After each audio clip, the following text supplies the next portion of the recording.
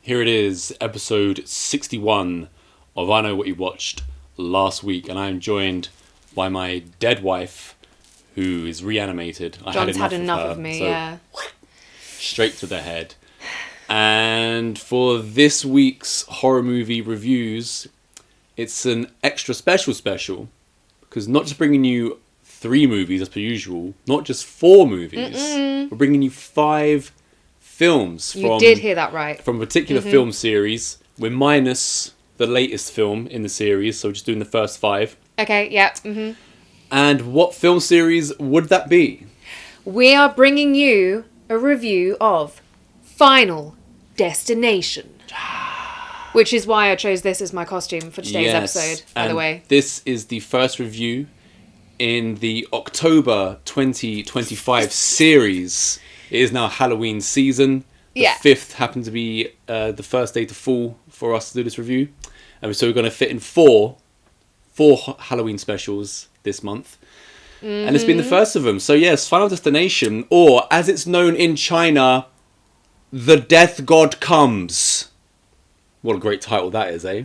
It's not bad. So, Final Destination, Final Destination 2, Final Destination 3, The Final Destination. Yeah. And then Final Destination 5. They just couldn't get enough, could they? Let's get the rankings from yourself. Oh god.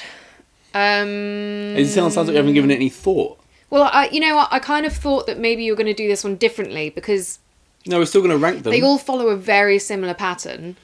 So I thought you might do things like, which one has the best intro, which one has the best death, and stuff like that. So ranking, okay. Well, that is going to happen. Thank you for ruining it for everybody. Okay. But we're still going to rank them. And 2 of them don't get medals.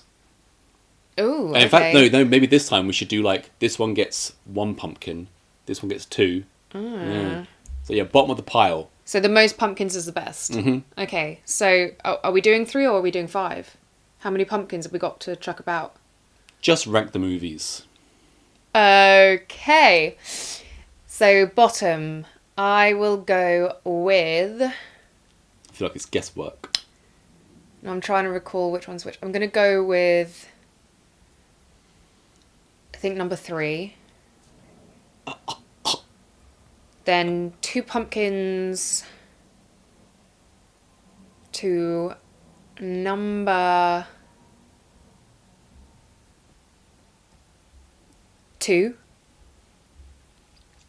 3 pumpkins to number 5. 4 pumpkins to number 4. The Final Destination. The final one. And of course, the OG gets the full 5 pumpkins. Bottom pick for me. Squash-tastic. Final Destination 2. 4th place for me. Final Destination. The Final Destination. So Final Destination 4. 3rd place. Final Destination 5. 2nd place. Getting 4 pumpkins is Final Destination 3. How do you put that bottom? And top, of course, 5 pumpkins goes to Final Destination from all the way back in the year 2000, the new millennium. Oh my god, that's so last year. Yeah, well, more than that. Yeah. So before we go into it, what do you think of the Final Destination series? Just as a general. I think it's really fun. It is fun. That's the correct word. Yeah. It's pretty easy. I would definitely recommend this as if a group of friends are having a night in, sleepover, whatever, and you just want to put on a slasher that everyone can enjoy, even though they're not hardcore horror fans. This is a great franchise for that. Is this a slasher? It's like a slasher with a difference, yeah, right? It's a slasher, but, death is the killer. So, you don't really have to follow along too much to still enjoy it. Well, maybe for 2, 3, 4, 5, and most likely number 6, but maybe not for number 1. So what we are doing differently, rather than go from, worst to best, we're just going to run through them from number 1 to number 5. Makes sense. So, starting with Final Destination, directed by James Wong, right? He's one of the exec producers, writers, creators, I assume, of The X-Files. written by Glenn Morgan, who directed Black Christmas from 2006, one of my favourite slasher movies of all time, one of the most underrated horror films. One of the best of remakes. all time. Absolutely one of the best remakes of all time, yeah. And yeah, let's start with this. It's also got a great cast. Devon Sawa, Sean William Scott, Kristen Cloak, who plays Miss Luton, who's actually married to Mr. Morgan, the writer. Right. Yeah. Kerr Smith, Ali Larter, and of course Sean William Scott. Sean William Scott, love Sean William Scott. And yeah, great cast. Let's go. Opening credits. You don't waste the opening credits, right? So, no, yeah. Oh yeah, I do remember that actually. They were great. I really can't stand it when you've got a horror movie, especially. And they waste it. And they waste the opening credits, yeah, because you should use that to, you know, set the tone essentially and show the makeup of your score, which it does very well. This definitely, I mean, it is the top of both of our picks. It definitely had the best opening credits, and I could see in the second one that they were trying to do the same kind of thing, and it wasn't bad, but it just didn't hit the same. It was just an imitation of the opening credits in this, which was fantastic. I mean, who would have thought that just filming close up on an old school fan would be so effective? Well, you should know, because that's pretty much one of the opening. Once we finish the opening credits in The Heathen Short, we open on an ominous spinning fan in the dark. So glad they had a spinning fan there. Needed that. Yeah, and we got Devon Sawa playing the character Alex, our lead guy, and he's in his bedroom talking to his parents about a class trip that he's taking to Paris, and he's got his suitcase in front of him, and his mother tries to take off an old sticker from a previous trip. He's like, no, got to leave it on there because he's superstitious. So, are you superstitious about flying? No. No? You're a little bit, aren't you? I'm a bit superstitious, yeah. Well, I've never told you that, so how do you know? Because every single time we've flown together, I see you touch the outside of the... Just touch it. So you have noticed me do that? Yeah. Yeah, I do. I've never said anything, but yeah. It's just, well, we haven't crashed yet. So I will keep on doing that. Yeah, I've got a slight suspicion with it. Actually, I'm flying tomorrow. I'm getting on a plane. On the day we're filming this, you are flying. So if my flight goes the way of Final Destination tomorrow, then this will be posted in my loving memory. I was going to ask, are we tempting fate by doing this the day before you take the flight? The reason I say this is because I had a dream the other night where I was flying and my plane went down. Well, it's just a dream about stuff that doesn't come true, so well, there you go. What actually happened was that we landed softly in the water and we all evacuated. But still didn't crash, yeah. And all that was going through my mind was, I feel bad for the people I'm leaving behind. They're going to miss me. Poor them. How self-centered is that? Yeah, well... Once Alex tells off his mother, don't touch my suitcase. You got the first kind of slightly ominous message from his father. Who's like, live it up, Alex. You got your whole life ahead of you. And then the camera just goes in on Alex, and then we quickly... But also, his mum's not wrong, because you don't know where your suitcase is going to end up if you leave your little tag on it. Yeah, once we get to the airport, everyone's been driven there. We're introduced to Todd, who is Alex's best friend. He's got a brother. They've been dropped off by their father, and when they're dropped off, as they're about to walk away, the father calls them back, and he's like, hey, he gives them $50, $100, whatever. He's like, that's for both of you to share, kind of thing. And you know what? And he also says, Alex, you look after them, because you know they're best friends. And that's very true to life. I've literally had that moment in my life many a time where I've been dropped off somewhere, or someone else has been dropped off somewhere, someone's been handed cash, someone's been told to look after them. Yeah, so that they've really got a true to life thing there. And of course, once we get in to the airport, we start getting into the very nefarious, scary, spooky beings, starting with a Hare Krishna. Yes, death is not the end. He hands Alex a little leaflet. And then, of course, Mrs. Cloak. No, not Miss Cloak. That's her real name. Kristen Cloak. We got the teacher, Mrs. Luton. She says, yeah, but it will be for you if you keep harassing my students. He says something back. And then, yeah, she does the classic, I want to call it late 90s, even though this film is 2000. It's more of a 90s thing where someone, walks backwards and just pulls a face of sass, And that's their response Which says fuck off. to the whole thing. Is that what it was? I couldn't see what she was mouthing. But yeah, that's a very 90s thing, right? The sass. You give Read sass. my lips. Giving them the 90s brush off. Then the departure board starts to flap. You don't get that with the regular computerized. No. You know, it's a shame, no sounds, nothing. Whereas this one, it's all this digitization of our world, Karen, is taken away. Yeah. It's like when I tell you that, you know, there's no phone booths or actual like rotary phones or whatever in movies anymore. They're very cinematic. Not just someone reading their phone and you see like pop-up of text come up. Absolutely hate that. And once again, once the departure board is flapping, we get the score coming up. The camera's like looking at Alex. What's going to be happening? Now we're starting to be introduced to our main cast. So we've got Todd so far, the best friend. Alex, Miss Luton. Now we've got Carter, played by Mr. Kerr Smith. Right, he's like the jock guy, and he's got his girlfriend Terry. Mm-hmm. Yeah, and then they're weirdly enough, they're doing a lot of heavy petting in the departure lounge. Are American students allowed to, if they're like boyfriend and girlfriend, is the girlfriend allowed to sit on the boyfriend's lap while he cups her ass and, you know, the teachers are just there and everyone just ignores it? I don't think it would have flown in an English school. How about a Swedish one? Oh, yeah. Oh, yeah, they're all at it, are they? Do what you want. Yeah, we've also got, as I said, like Kerr Smith playing Carter, the bully guy, the jock guy.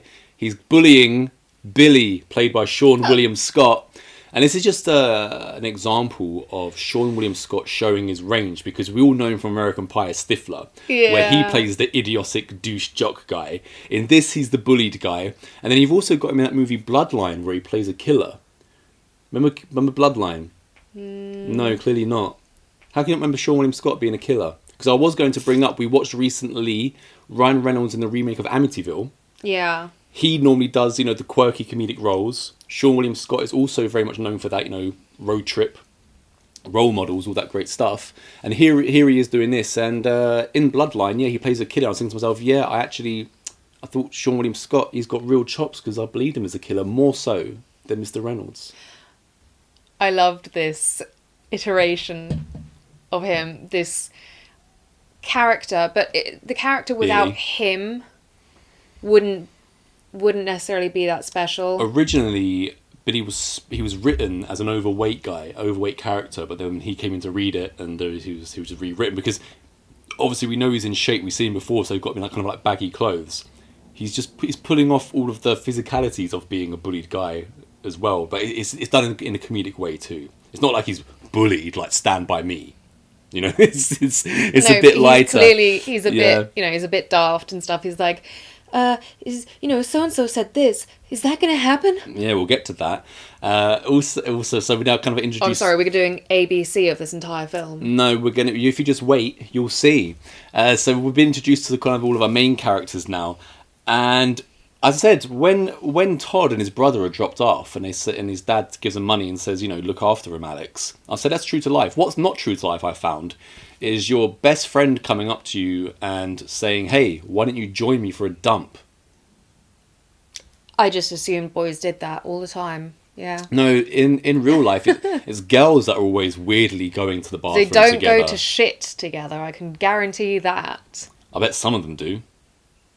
I don't know. Yeah, definitely they go to the bathroom together. Even if just one girl has to whiz, the rest will just kind of accompany them. And talk about boys and scrunchies and pillow fights and stuff, yeah.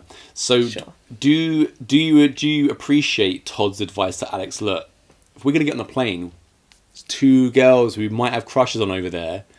We don't want to take a dump on the plane and risk them then using the bathroom after us. And, you know, having them have to pinch their nose.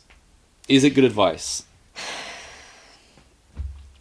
I mean, if that situation were to happen, I guess, yeah, no girl is going to want to walk in and have that stank hit them and then be like, oh, wow, he's really hot. But it's a hot stank. I also was like, what, you can't not poop for like 6 hours or whatever they say this flight is. There is that, those 6 hours. And like, also, who knows what they eaten last night? You can poop on demand. No, I don't think they are. That's why they're just sitting down for ages on the toilet. Now's the time to poop. They're just sitting on the toilet for ages, like waiting to get rid of their load. But now we get onto the plane. Yeah. Right. And the guys are seeing like a newborn child crying on the fare. There's a mentally handicapped passenger as well. And I think it's Todd's brother quips, we're safe because it would take a really effed up god to take down this plane. But as we know, death does not discriminate.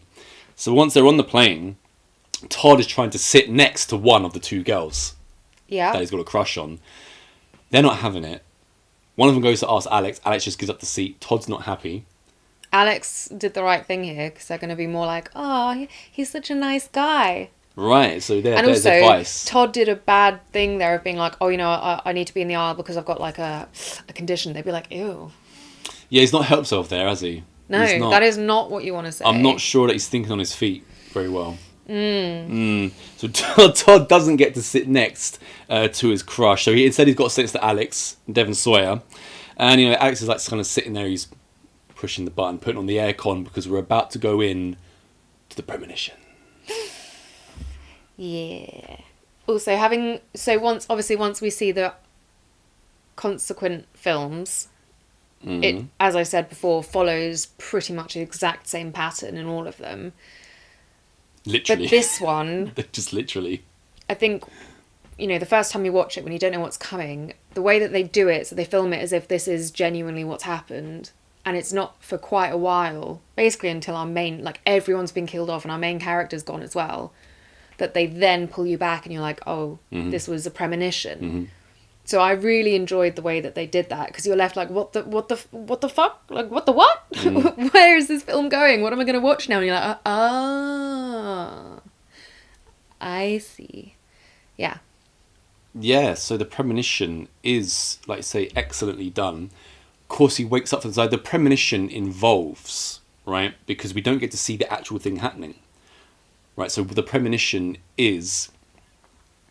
they're flying, there's a bit of turbulence. It just starts off at turbulence. So I'm going to ask you straight away, does turbulence bother you? If it's like strong turbulence, yeah, I do not like it. I was bothered on our last flight with turbulence. Turbulence is disconcerting. Yeah, to the point where I'll just like close my eyes and just like kind of like look down, just get ready to die. I think... because I'm in a flying tube. Yeah, the difference is as well, because people always say, you're less likely to crash in a plane than you are in a car. But I always feel like, yes, but if you crash in a plane, surely you're pretty much guaranteed to die. Whereas in a car crash, feels more like there's a shot. Well, no, because if you are in danger in an aeroplane, all you do is you put your head between your legs, brace, and you're going to be fine. That's what the attendants tell you. During a disaster, put your head between your legs, brace.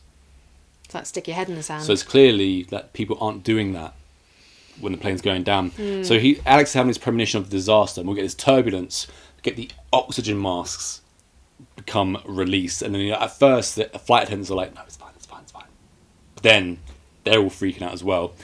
After we get falling luggage, we'll get my favourite thing here is Maltesers rolling back and forth on the floor. I also really like the shots out the window of all the lights below. It's some really nice editing in this, really good CGI. So you don't notice the CGI too much in this, which I'll also get to in later films. But then the side of the plane breaks off, and there's some poor soul sitting where it's broken out. He's sucked out into the air, strapped in to his seat, while the others perish in fire after the plane explodes. Would you rather kind of like be burnt to a crisp, but they seem to be alive for a good 20 seconds while they are burning, or would you rather be sucked out the side of a plane, strapped into your seat, and just fall to your death? I'd rather be sucked out the side, I think. I was thinking that because, of course, who wants to burn to death? But I started to imagine just free falling, strapped into a chair. That didn't make me feel very good either. Oh, really? No. Oh, I thought there was a great choice and a not so great choice here, but I guess you're right. Is this you being a real bee again during this entire episode? I'm not being a bee. Yeah, people are commenting on it as well. Yeah, what I've got to live with. Yeah, so, okay, well, you get to live I'll go with... Do you know what? Just for a nice ride, I'm going to go getting sucked out the side of the plane and taking a nice detour in my seat, which I didn't pay for. Well, this is the thing. I was like, yeah, it'd be absolutely terrifying. But if you can just resign yourself to the fact that you're going to die, that's the closest you're ever going to get to really flying. Yeah, and you don't have any control So it's nice and doubly pretty, scary. and apparently, you know, if you're falling from that height, you're pretty much dead before you even hit the floor. I just think that would be less horrible than, incinerating over a. But you said you'd rather burn. No, I didn't. I said I'd rather be sucked out the side. Okay, so we're both getting sucked out the side of the plane in our chairs. Yeah, so then after people are getting burnt, because Alex is getting burnt, which is part of the CGI, which looks really good considering this is the year 2000. Funny enough, it looks better than CGI of today. And when he wakes up, he notices like the first thing, he's in his seat, he's panicked, and he would have pulled out either the aircon it was bulb his seat or the attendant. That's it. Tray. Yeah, that's it. The tray comes down. The same thing happens. He freaks out. We're gonna go down. We got to get off the plane.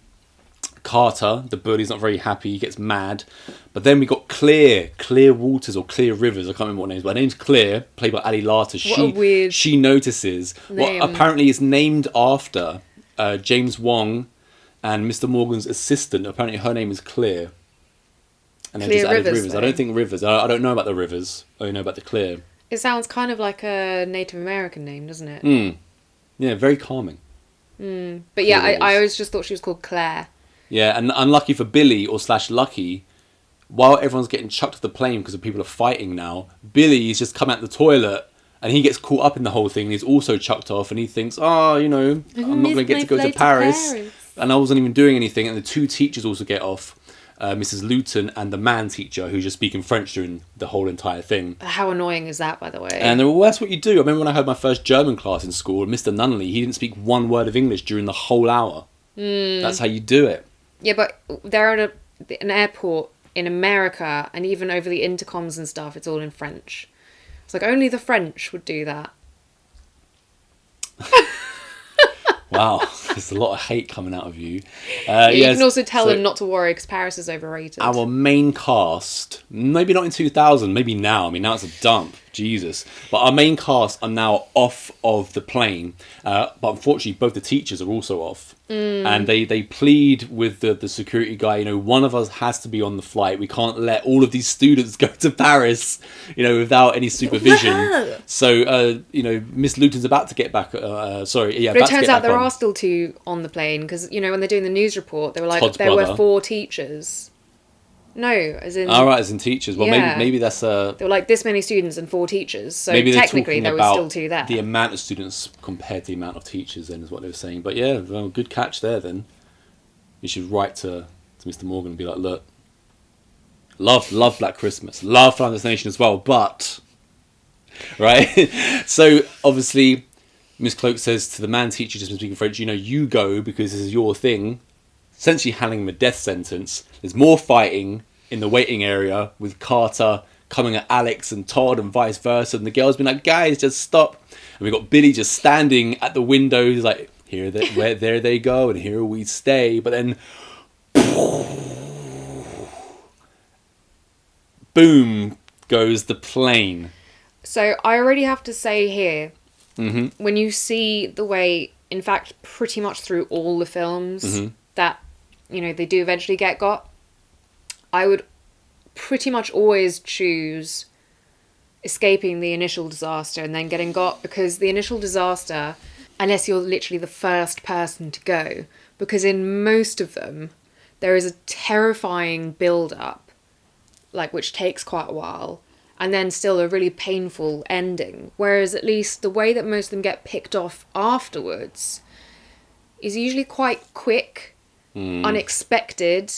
So there's no... I feel like the worst part of it is the expectation of the pain that's to come. I remember 2 quick deaths in this afterwards and 2 not so quick. So once I was got to say, so the cast or the gang, right? They were originally written as a bunch of strangers, but due to the popularity of teen slashers at the time, they changed it to be a bunch of high school students, which I think works because it's better when they all know each other. And if you notice, I've put bottom, and it only really clocked me when we were watching it, that in number 2 it's the only one where everyone is a stranger for the most part. Everyone's a stranger in that, and all the other ones, they all have a relationship, and it just works so much better when everybody knows each other. So that was a good thing to go over. Of course, they're high school students between the ages of like 24 and 27, which I actually prefer my high school students to be, of adult age, because I've got... It does make it really confusing though, because you watch it and you're like, I think they're trying to tell me that these are teenagers, but they're clearly not. Well, they're wearing like backwards caps and stuff like that, so of course they're teens, right? But to be fair, I'd say Alex looks... He could pass like 17. Todd could probably pass 17. I'm just thinking of maybe Kerr Smith isn't passing. The guy that plays Carter, he looks a bit older than him. I think he's a little bit older than those guys. I feel like I would have bought them all more as like freshmen at college, but yeah. Anyway, it's kind of irrelevant. It's too old to play that as well. Yeah. So once this happens, they're all kind of like waiting around in the airport, and we get introduced to officers or detectives Ween and Shrek. Do you like Ween and Shrek? The names especially. Yeah. Yeah, Ween and Shrek, they're interrogating all the survivors. It's us, Shrek and Ween. Yeah. Lawmen. It's the next TV series coming to you. Shrek and Ween, because I've got a cop duo in Heathen. Oh right, I thought you were going to talk about a TV series that you've thought about, a comedy one. No, well, I wasn't even going to bring up the Heathen thing. I just thought, yeah, there's a cop duo in Heathen as well, and they're not Shrek and Ween. No. Right? So, after they question the students, we kind of fast forward. This is going to be the last part of kind of like the way that we normally do these review shows. And we're opening at the funeral. And once again, Sean William Scott as Billy, he's just delivering his lines like... The man's brilliant at what he does, right? And he's so watchable. He legitimately is funny. He comes up to Alex, and I'm gonna kind of like paraphrase. He goes, "Hey Alex, just had my driver's test. Got a 70. That's the lowest you can get to pass. But anyway, my tutor, he turns to me and says, 'Son, you're gonna live a very short life. Is that true?' Yeah. Yeah. Because he's asking Alex. He thinks Alex is now some kind of psychic, and it's interesting to see how everyone is reacting to Alex. So we've got Billy thinking he's a psychic. Then we've got Carter, who's just mad. He's like, "Don't think that because you saved me that I owe you anything, Alex." Well, he already clearly hated him, didn't he? Yeah, he just seems to hate everyone apart from his girlfriend, Terry. The weirdest reaction I thought was from the teacher. Okay, wait, because we got then Todd. Todd comes up to him, his best friend, who he seems to have not seen for a while because Todd's brother has died. And Todd's dad has been looking back at Alex during the funeral like, there's something weird about you. How do you know that plane was going to explode? So they're kind of like having a little powwow for the first time in a while. And he's like, "I miss you." He's like, "I miss you too, bro." And they decide that they're gonna meet up and they're gonna, rekindle their friendship once it's all kind of blows over a little bit. And yeah, like you say, the teacher, then Mrs. Luton walks up to him and he's like, about to talk to her. She's like, "Stay away from me. You freak me out." Why did you think that's a weird reaction? Because, he has seen a premonition of a plane going down. That kind of freaked me out a little bit, I think. Yeah, but I feel like it's really dumb, for one thing. I thought Carter's reaction was dumber. Just being mad. Yeah, they have that in pretty much all the films as well. When someone's like, "Oh, it's your fault," and it's like, "I'm never gonna die." It's what Carter says as well. It's not really though, is it? Yeah, and I thought especially as a teacher, she should at least try and hide it a bit.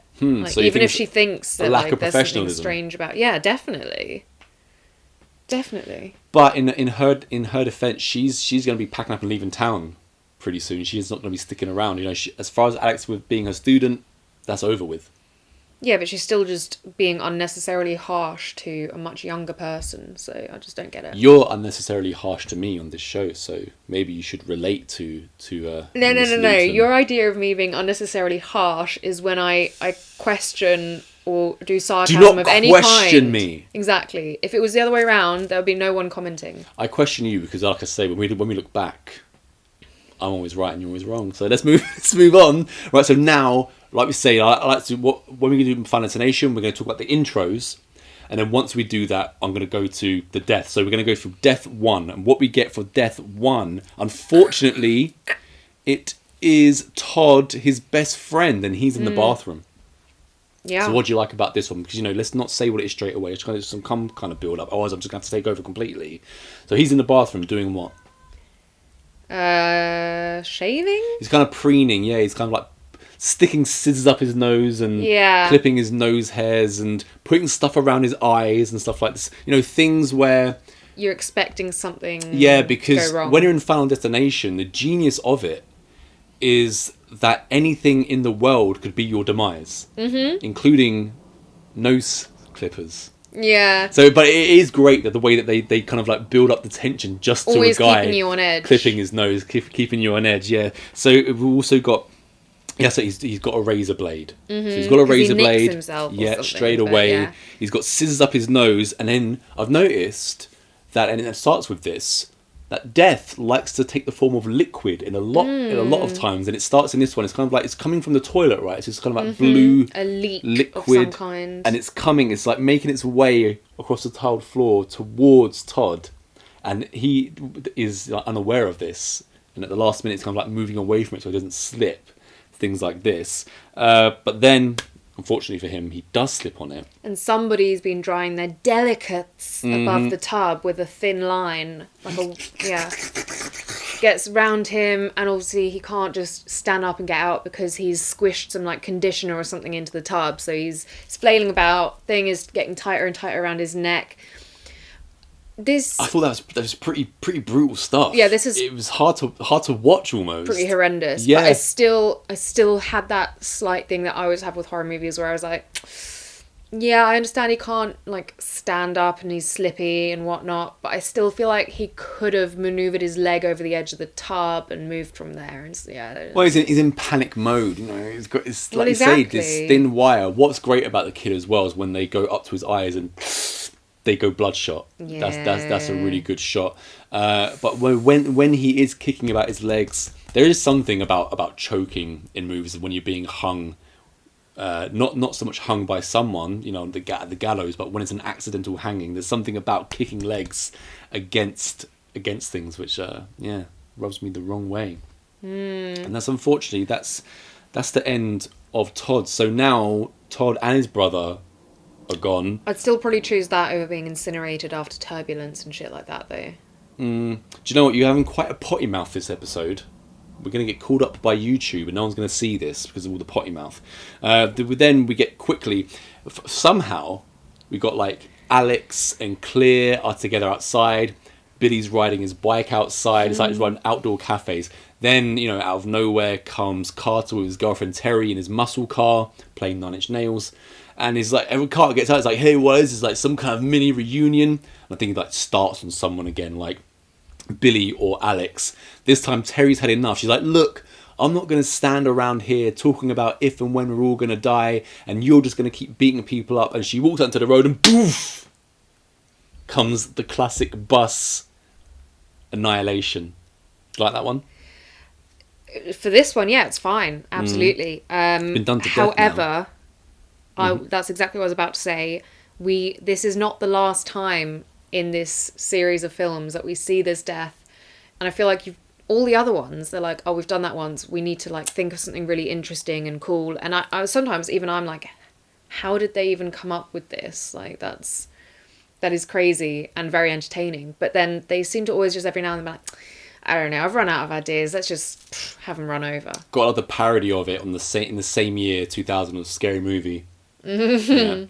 And yeah, so there's a bit of a break before the next kill, and we see Ali Larter's character Clea, and she's working in a what would you call that? It's like a den. It's like an outside cabin, like a cabin, and she's doing sculpture work. And Alex comes to see her, and she has this kind of like monstrosity hanging from the ceiling, which I believe she calls Mr. Springy Head, and he's like, oh, cool sculpture. She's like, thanks, it's supposed to be you, it's how you make me feel. And he's like, I'm sorry. Yeah. And it's at this point where Alex and Claire, then they have a little powwow to decide what they need to do. So they break into the morgue, and we introduce to the one and only, the greatest, Tony Todd playing Bloodworth, the morgue worker. Yeah. And Tony Todd, he's laying down the law to them. He's like, death has a design. You can't escape death. Yeah. Well, how do you enjoy Bloodworth in these series of movies? Yeah, very entertaining. I still don't really understand is he death? Well, he's just been working around death for so long that he's got the knowledge.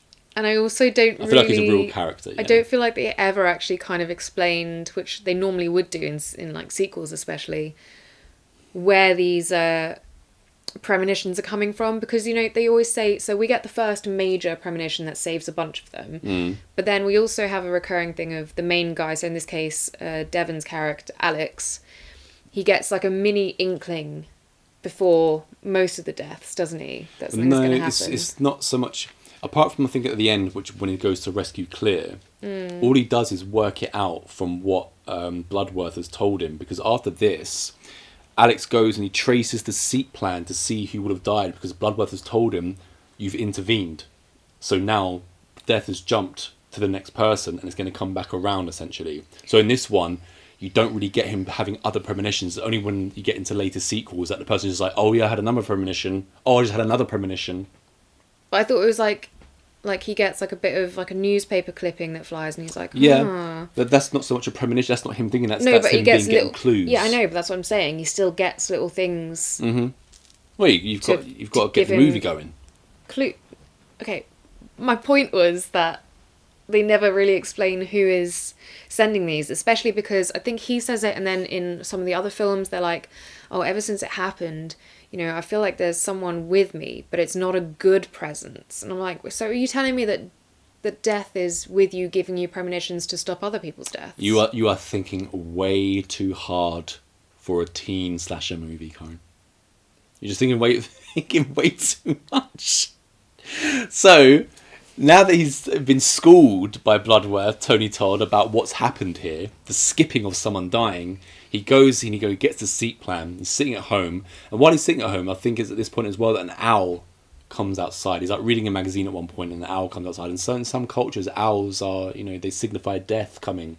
So there's always little things put in the background which shouldn't go unnoticed. And he works out that the plan that he's made is going to be Mrs. Luton who's going to go next. So of course, he rushes over to Miss Luton's house, where she's on the phone like her sister or something like that, saying, I'm no longer going to be a teacher and I have to leave town, this town where I've lived all my life. And when she's on the phone, she's standing by the curtains, and as she looks outside, she just sees Alex like skulking around her front garden like a weirdo.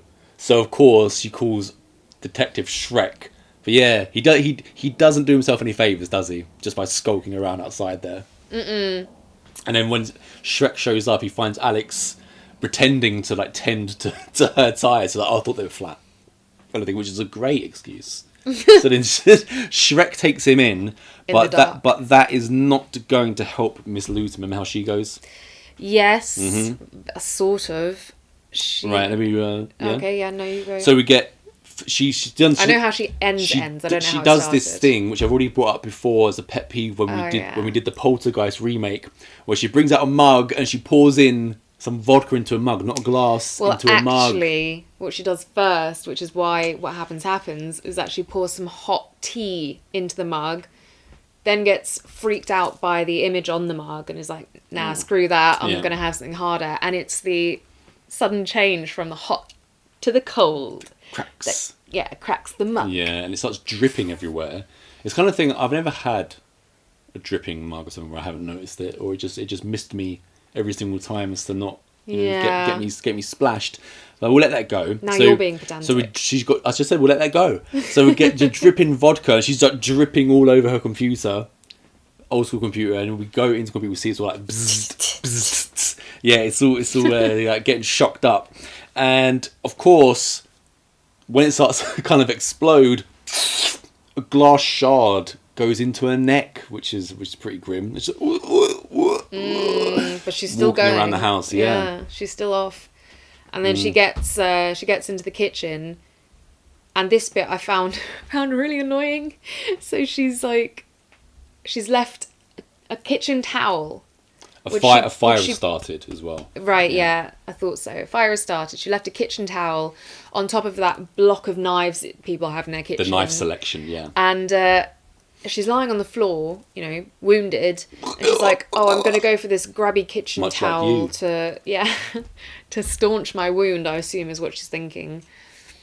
And I was like, wouldn't you realise / remember / see that you've put it on top of all these knives? Because then the inevitable happens, pulling down the towel, the knife thing falls over, and yeah. Yeah. And luckily for her, kind of, Alex has already, he's been done, like Shrek's done with him with the questioning. So Alex is back. He runs into the house and he's kind of like standing over her. But no, before he stands over her, something else falls onto her, doesn't it? And it pushes the knife in even further. Is that lucky for her though? Because she finds him creepy. Yeah, is that the last thing she wants to see? I do see that when she sees Alex coming in, she can tell that he's there to help her because he's literally saying to her, "Don't move," da-da-da-da-da. But then, I forgot what something else falls on her and it literally pushes the knife in even further. Alex pulls it out and all of a sudden he's standing over a dead body with a knife in his hand, which is not how you want to be caught.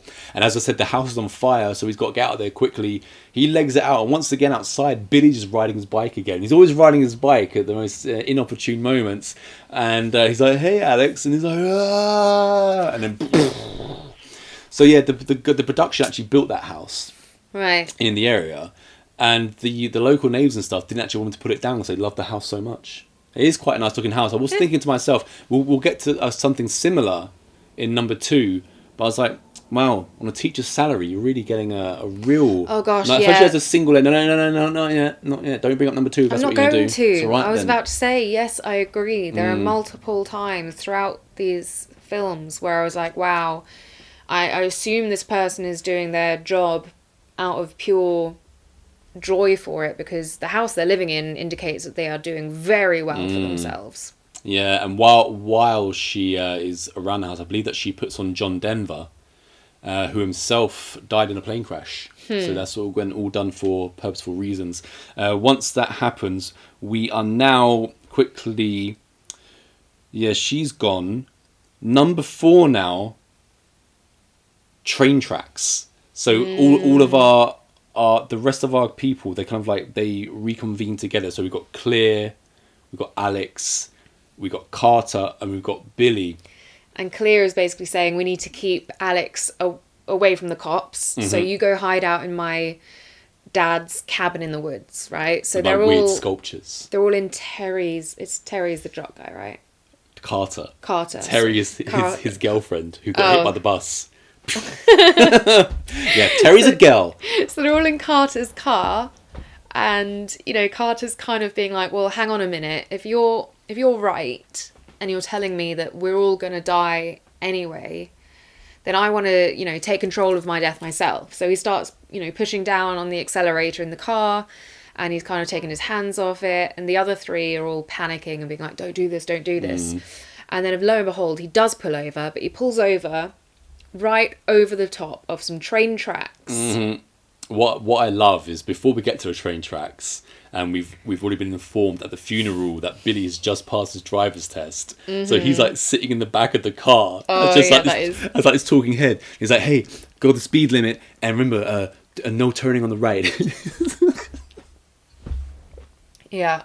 Yeah. No, that was funny. Yeah. Get to the train tracks. Yeah, so now I believe that... After Carter's reckless driving. Terribly reckless, yeah. So I believe the 3 passengers managed to exit the vehicle.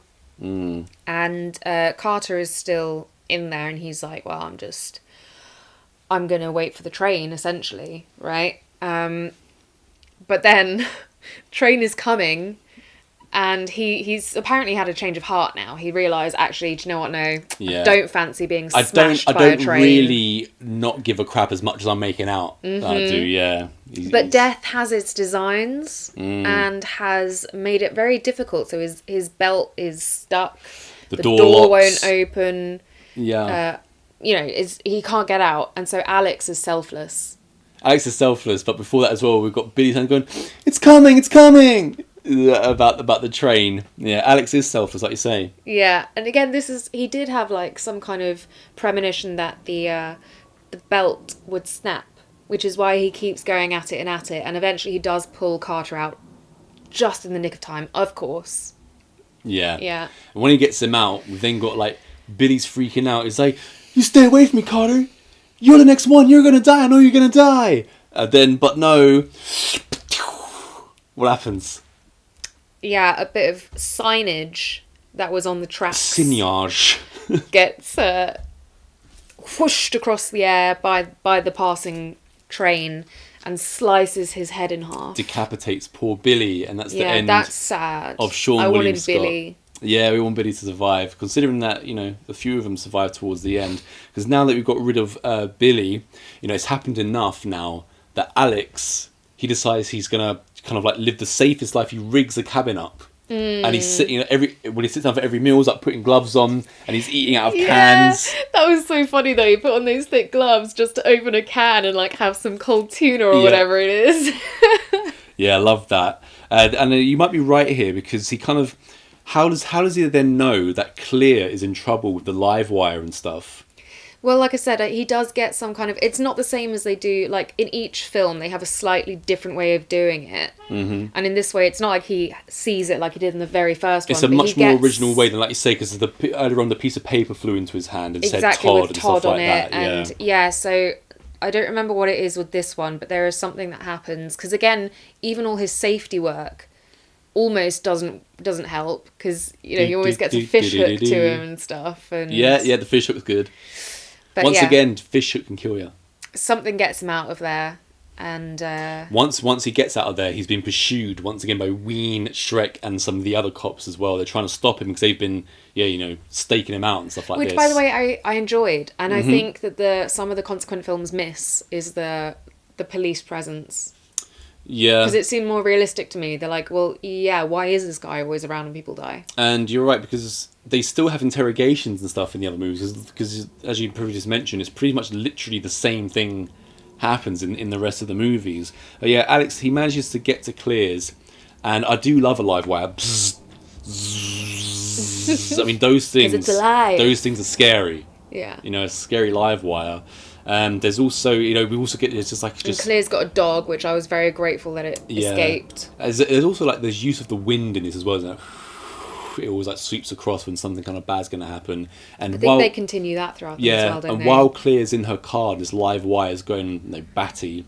There's other things like crashing down around her and stuff, which I forget what it is at this point. Yeah, well, all things it all comes together. Going wrong. That's it. So it's a spinning clothesline. Stuff like that. It's a spinning clothesline going round and round and round. And I just managed to make a spinning clothesline look ominous, which is kind of the genius of the movie. And she's not even safe inside the house. She manages to... She's clinging onto the side of her house to avoid the electrocution water and stuff. And then she crawls into her window. But even in there, she's not safe. It's just everywhere is danger. So Alex turns up and basically tells her to...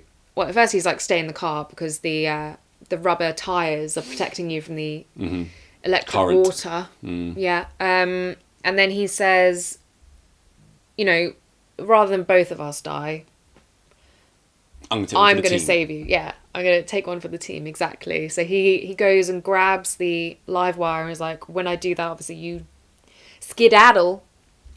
And he does this, gets like pushed back onto the floor, which is where the cops find him, I believe. Blown back into her little cabin thing, I believe. Yeah, and then the cops find him, Alex. And then, we kind of like, it ends there. We go to 6 months later. Well, he's revived. It didn't actually kill him. Yeah. That's what I'm saying. We don't see him like wake up in a hospital and stuff like this. We just see the cops come above him and they're like, Alex, and then it kind of just fades out. And it's 6 months later we realise that he is still around because he's now in Paris with Carter. Who would have believed, Alex and Carter are now friendly. They've made it to Paris, and Alex and Clear are now in a relationship. And they're drinking alcohol. Yeah, because they're of age. In Europe. Good old Europe. So that's good for them. And they're all kind of like just talking about Clear's what they've been dyed her through. hair as well. Yeah.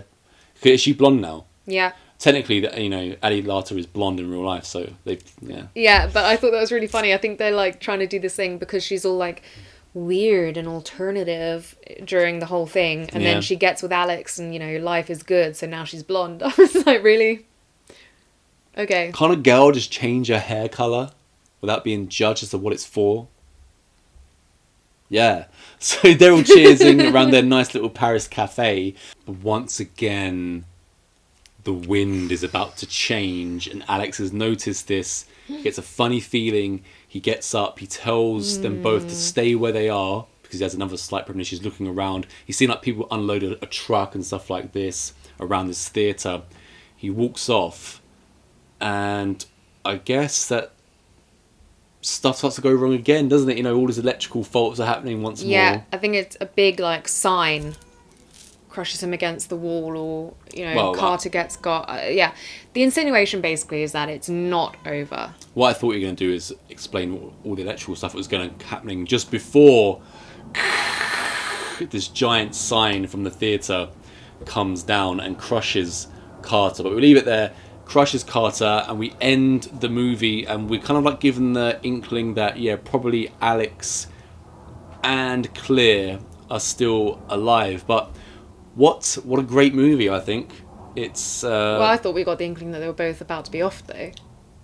No, I think they'll save themselves, and we're just going to end Carter.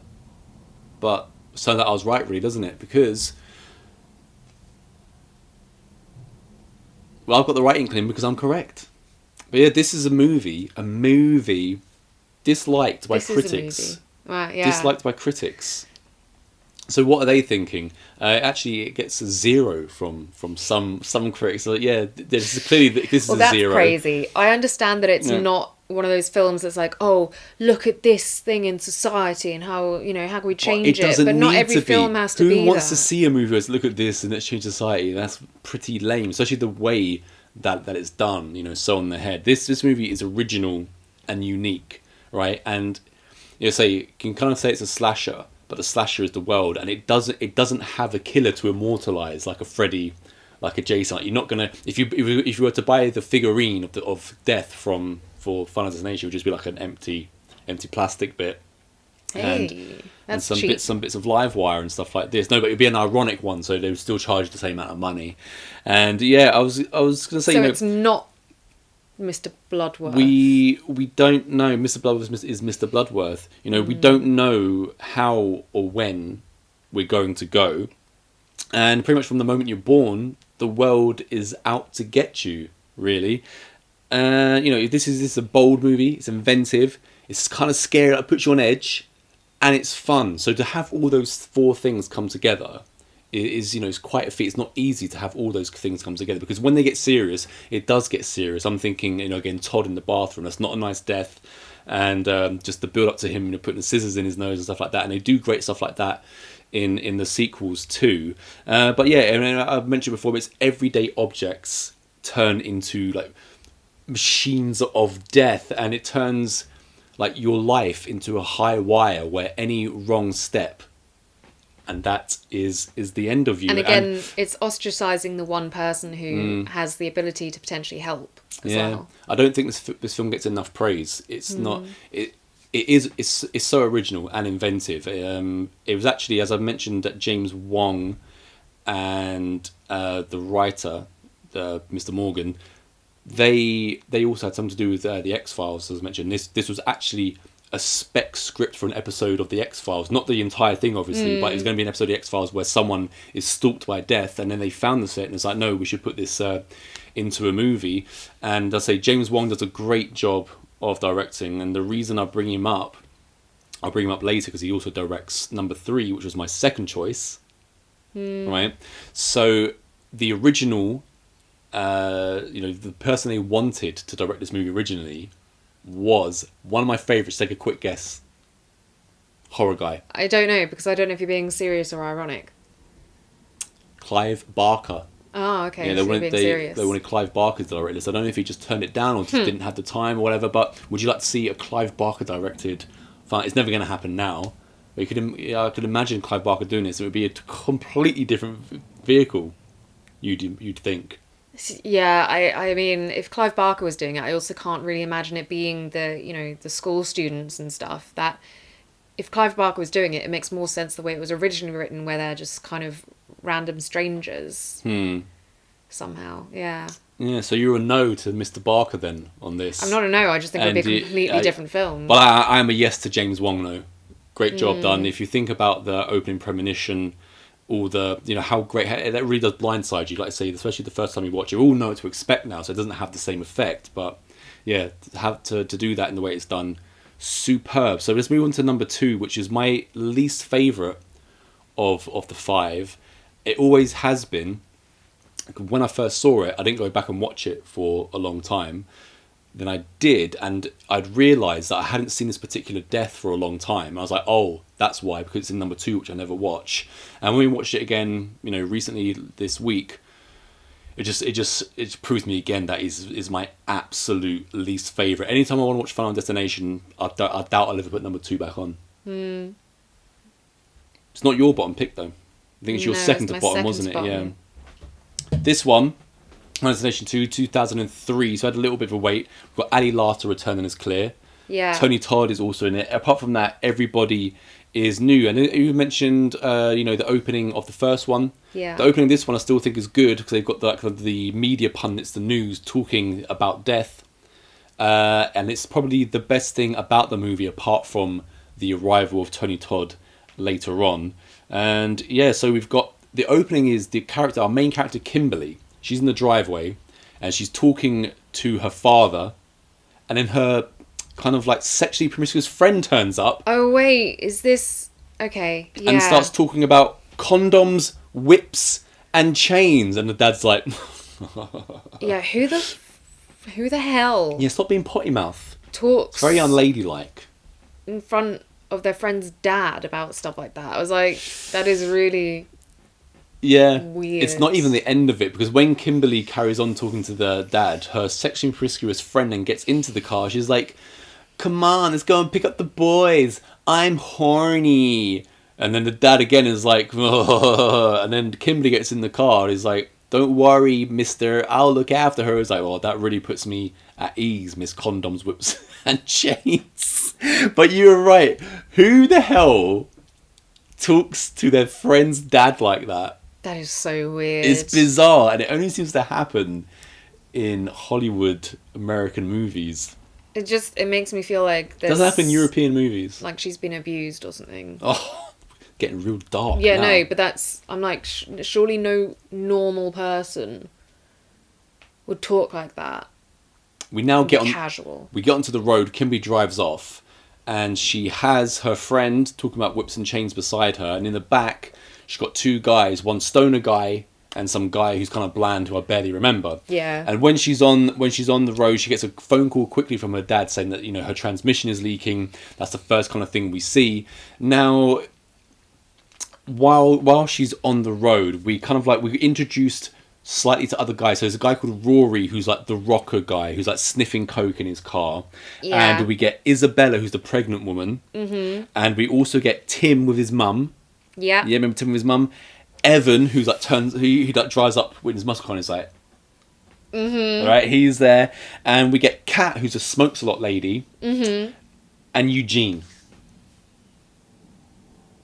The motorcyclist. Yeah, Eugene. Mm-hmm. Yeah, and yeah, so we get Kimberly having the premonition after. I should mention this. A stoner guy is in the car.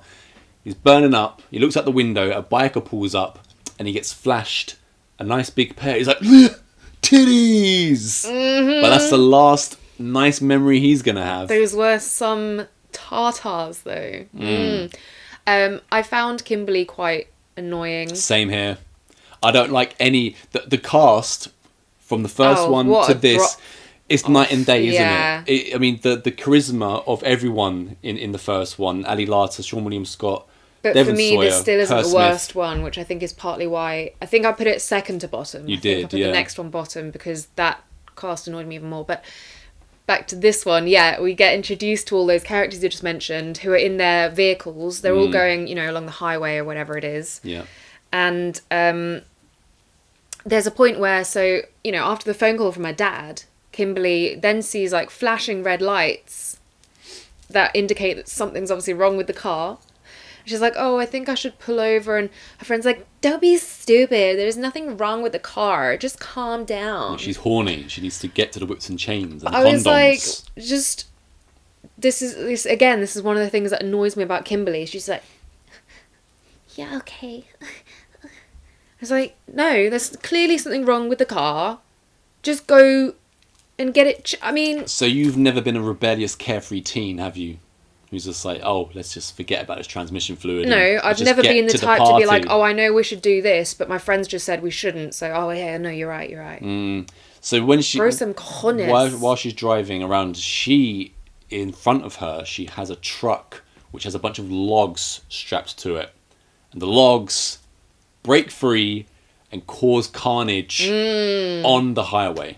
The only death from this that really stands out is, I think, the newly rich guy. What did you say he was called with his muscle car? Evan. Mm-hmm. So Evan, essentially, we see him... No, we're not getting there yet.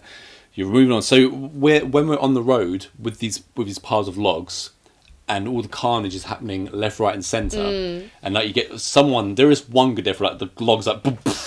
and like takes off like someone's head kind of thing. They were originally going to try and use real logs, but they had to change them to CGI because apparently real logs don't bounce high enough for the desired effect of like boom boom. And that's the thing, the bouncing logs are quite effective, and I think the logs coming off are effective. What I really don't like about this film is where everything is set. It's all out in like the great wide open woods. Everything's like on an overcast day in the daytime. I think it's really dull to look at. Especially compared to the first one, especially once you get into the third one when James Wong's he takes back over again, and obviously the third one is the opening of the fairground. So for me, when you compare a fairground at nighttime and even an airport at nighttime and an airplane to just the great wide open in the daytime on an overcast day, a bunch of trees around you, it's really like dull. I can't stand movies in the woods anyway, unless it's with a cabin in it. And this has that. I feel it's like a really dull film to look at, so that's something that really takes away from it for me. Yeah, also, when you introduced this second film, it's this one, I was like, oh wait, I thought that was the third one. I thought the fairground one was the second one. So you're putting this bottom now? Yeah, so this was my bottom, then it was number 3.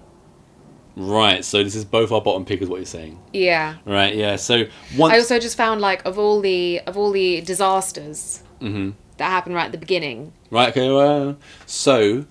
Once she has a premonition and everyone's kind of like been off by these logs and stuff like that, she then like kind of wakes up on the road and she says... hang on, you cut me off before for going ahead, but what I was going to say is during her premonition.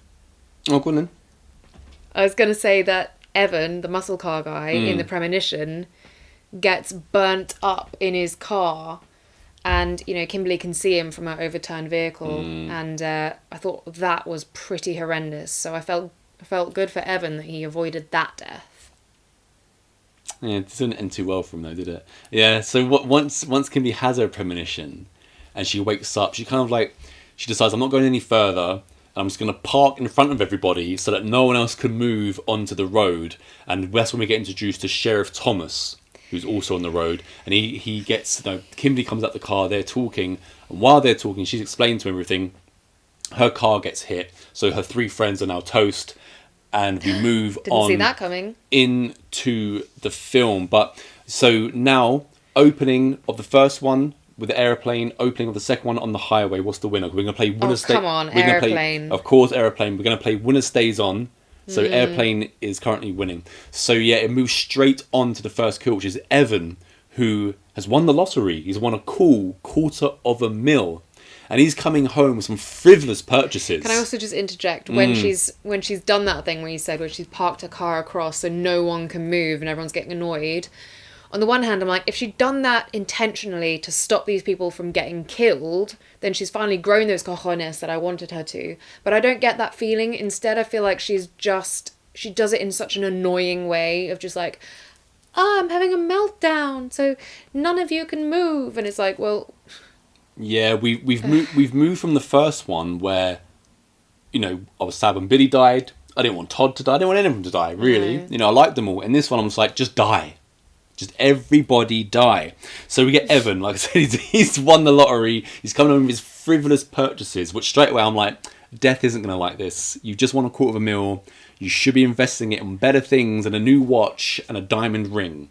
And clearly this film is sponsored by Apple because there's a lot of Apple computers. He's got his Apple computer, and he's got this like new diamond ring in his watch, and he goes to the fridge and takes out old food and I was like, get yourself some new food first, man. That's what I was thinking. I was like, what are you doing, getting this kind of shit and going back to your skanky apartment Yeah. and eating old take. I was like, no. And This makes no sense. He only goes and drops his new ring down the, what do you call it? The food. Yeah, waste. Yeah, waste disposal drain unit. thing. Yeah, and while he's doing all this, while he's like, putting his food on to cook and stuff, he's playing his answering machine messages. Yeah. And of course, out of the blue now, we get the vapid, pigeon-headed hussies back into his old world. guy friends. He's like, hey, heard you won some money in the lottery. Maybe we should hook up. Yeah, everyone's crawling out the woodwork. I feel like he would have been too dumb to even reject that pigeon-headed hussy. Well, I think, even if you're smart, most guys would just take the offer and then dump her again. If it wasn't enough that he's, made frivolous purchases and he's cooking old food, he also just gets a pan of spaghetti and just chucks it out the window in the apartment building where he's living. So that will come back to get him. So yeah, once all this has happened, he drops his ring into the waste disposal unit. So he puts his hand in there. And which hand does he decide to use? The one with the new watch on it, which is the most stupid thing ever. And while he's doing this, his pan catches fire. We think he's going to be like burnt to death, but no, he manages to free himself, gets himself out of the apartment, climbs somewhat down the emergency ladder, and then falls down, hits onto the spaghetti. And then he's like, thank fuck, because the ladder's above him, but not for long. Through the eye.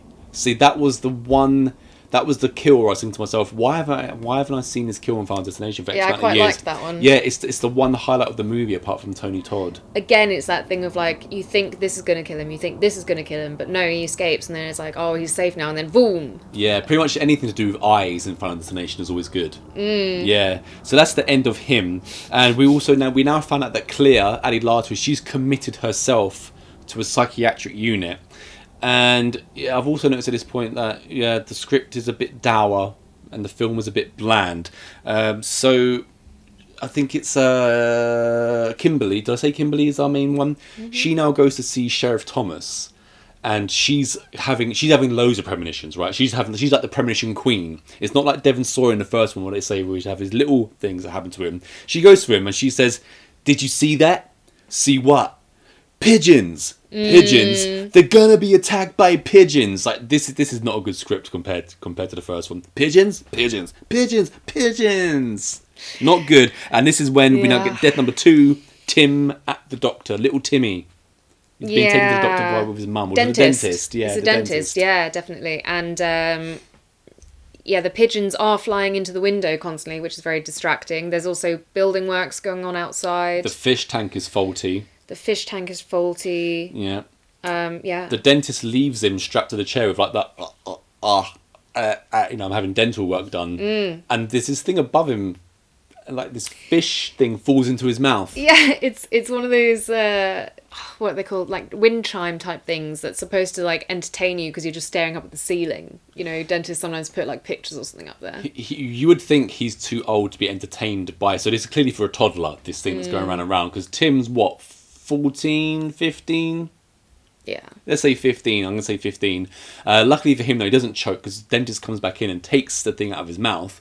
We think he's going to be okay. And he gets outside with his mum, outside of the building, and he sees a bunch of pigeons on the floor. And you said, like, what the hell is he doing? Because he's 15 years old. So this is something a 4 to 5-year-old might do when they're like, oh, look, a big flock of pigeons. And they, like, kind of run into it, like stomping, literally like a toddler. And I was like, this guy is way too old to be doing this.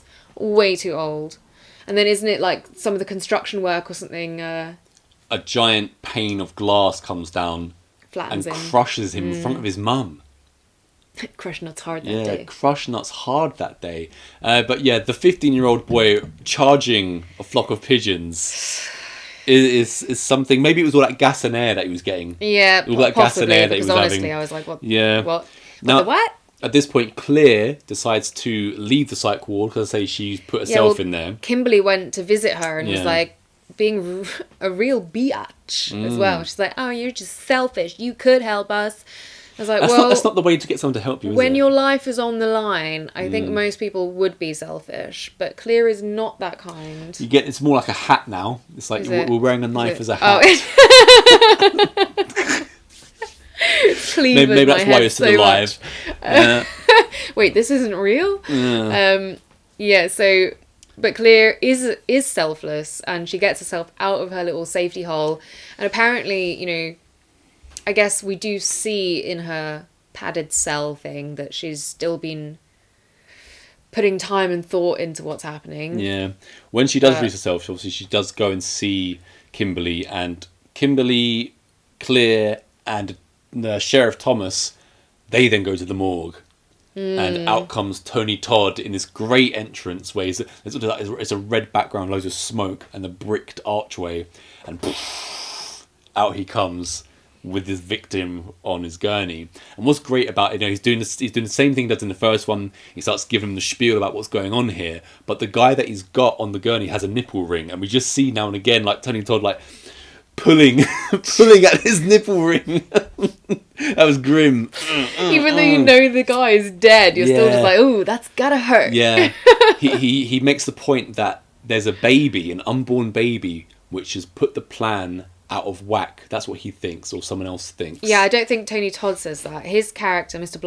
Bloodworth, right? Yeah. Says something about just Bloodworth. Yeah. New life. Yeah, I've got it there written Can down. put it out of whack, basically. Yeah. And so it's... New life defeats death, is what they're writing. New life defeats death? Yeah. And so it's them who are like, well, hang on, that one lady was pregnant. So if we can all survive until she pushes it out, that's a new life, right? So that's what it means. So we'll all be fine. Yeah. So this is where the point we're at now. So we're going to push forward. So the crew now meets at, you know, I've mentioned in the first one, Miss Luton, the teacher, has a really nice house. In this one, our crew from the beginning, I'm pretty sure it's the copper's house. That's what I said. It's Sheriff Thomas's plush apartment. Yeah, like a nice loft style. He's on six figures as a sheriff. It's one hell of an apartment. I'd live there. Yeah. What we get now is after Tim, we've got Tim's mum, Nora. She's with the group. So we've got Tim's mum, Nora's there. Right. Eugene is there. Sheriff is there. Claire is there. Everybody's there. But also Nora's kind of saying, like, I give up because my son is gone. So, you know, what have I got to live for? But you say that, but then once she becomes in danger, much like Carter from the first one, you know, she's all talk. So somehow Kimberly has got her hands on a bunch of phones, I think they are. And she gives everyone a phone and is like, keep it on you. And if I get a vision, then I'll call you and warn you, basically. Yeah. Yeah. And Tim's mum, Nora, is warned that because, you know, she's got this... Kimberly had another premonition. Yeah, Nora and Eugene are in the elevator. Yeah, and she's been told that you are going to be attacked by a man with hooks. And it happens to be this weird guy Turns out he's a pervert. With a basket full of... What's he got a basket of? Like claws? Like yeah, well, it is weird because they're like mannequin arms. Yeah.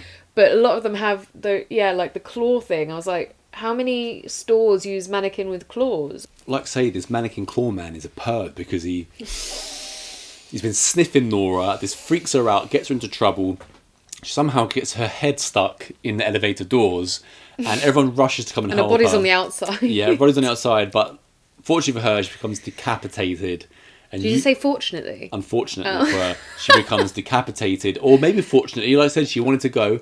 So she's gone. Eugene's freaking out at her severed head. Now you have to fill me in here because the pregnant lady who we've mentioned, for some reason, she's in a holding cell. Right, yeah, because she's the only one that they didn't have contact with. As we said, the rest of them had their little powwow at the copper's place.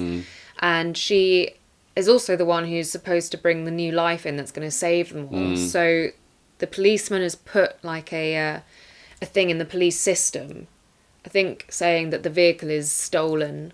So basically at any point one of his colleagues will pull her over, and that's why. Right. Did you then enjoy the ensuing hijinks between her and the deputy, because her water breaks in the jail cell and he has to drive her around? No, I didn't. No, neither did I. It was very tacked on, wasn't it? It was not good. Yeah. So then we now have our group in the car now. We've got Rory, the rocker guy, Eugene, Sheriff, and Kimberly, and I think also Smokes a Lot girl. I've forgotten her name.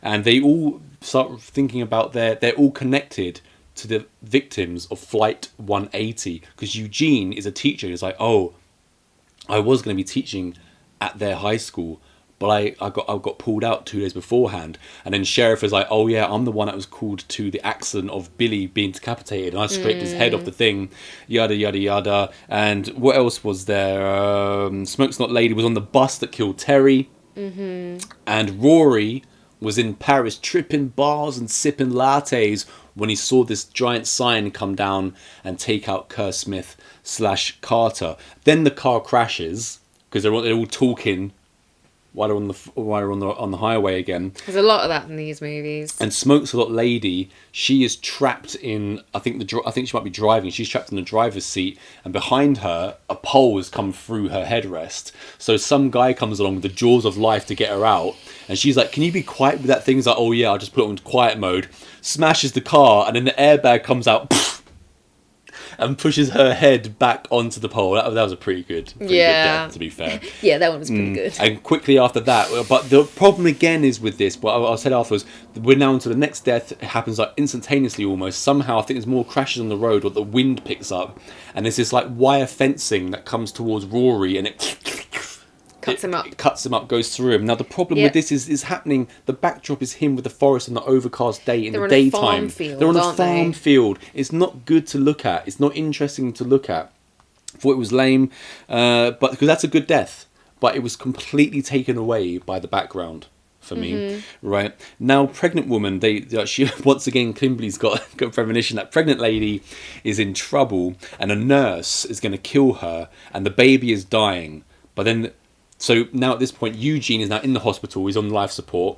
So Sheriff and Kimberly, they come with Claire, and they're in hospital. Eugene's on life support, and his life support is being turned off somehow.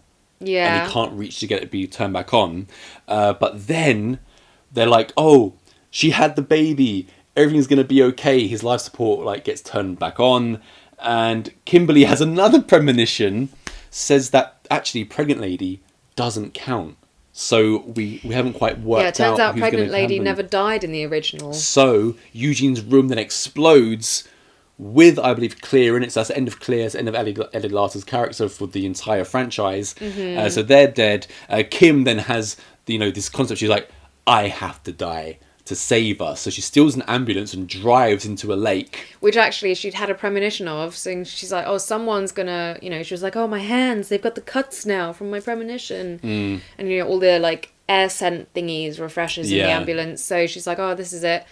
So apparently she thinks now, oh, a new life. Okay, so I need to die and be brought back.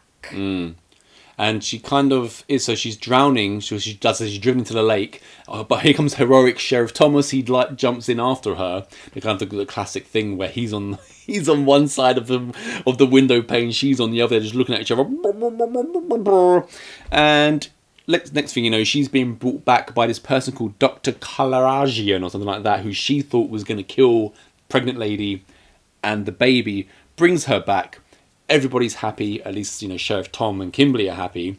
Everyone else is dead. And we cut to we're at a barbecue now, once again in the daytime. I believe we're at Kim's parents' house, because it's definitely Kimberly's dad, who's been talked to by the promiscuously sexual Yeah, this was girl. really weird, because the farm place where they crashed. Yeah.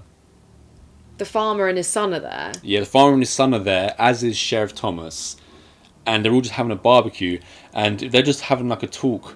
And it's the farmer dad that then mentions that his son get pulled out of the way of a car during that time, and everyone's like, and his son walks towards the barbecue, and it ends on a pretty good bit. The barbecue explodes, and his arm ends up in front of his mum or something. Yeah, or Kimberly's mum's plate. Yeah, Someone's and then they all start screaming. I didn't enjoy this one. Yeah. I like some of the kills, like the ladder through the eye, and the jaws of life was pretty good, but everything in between, all the dialogue in between was just inane. It was horrible. Pigeons. Well, I think it goes to show. I remember all of the other films way more than this one. So yeah. Number 2 is the last one I'd watch. I wouldn't watch number 2 again. I would though watch, and with the returning James Wong in the director's chair, Number 3 actually took me a little while to watch number 3 after number 2, because I was like, this franchise has already gone down the crapper. Now this girl for me, really got on my nerves. Yeah, is it not really Mary Elizabeth Winstead in is this it? one? I don't know. Think. But my God, she was an annoying character. Like, everything was just, everything's so scary, and nothing had even happened yet.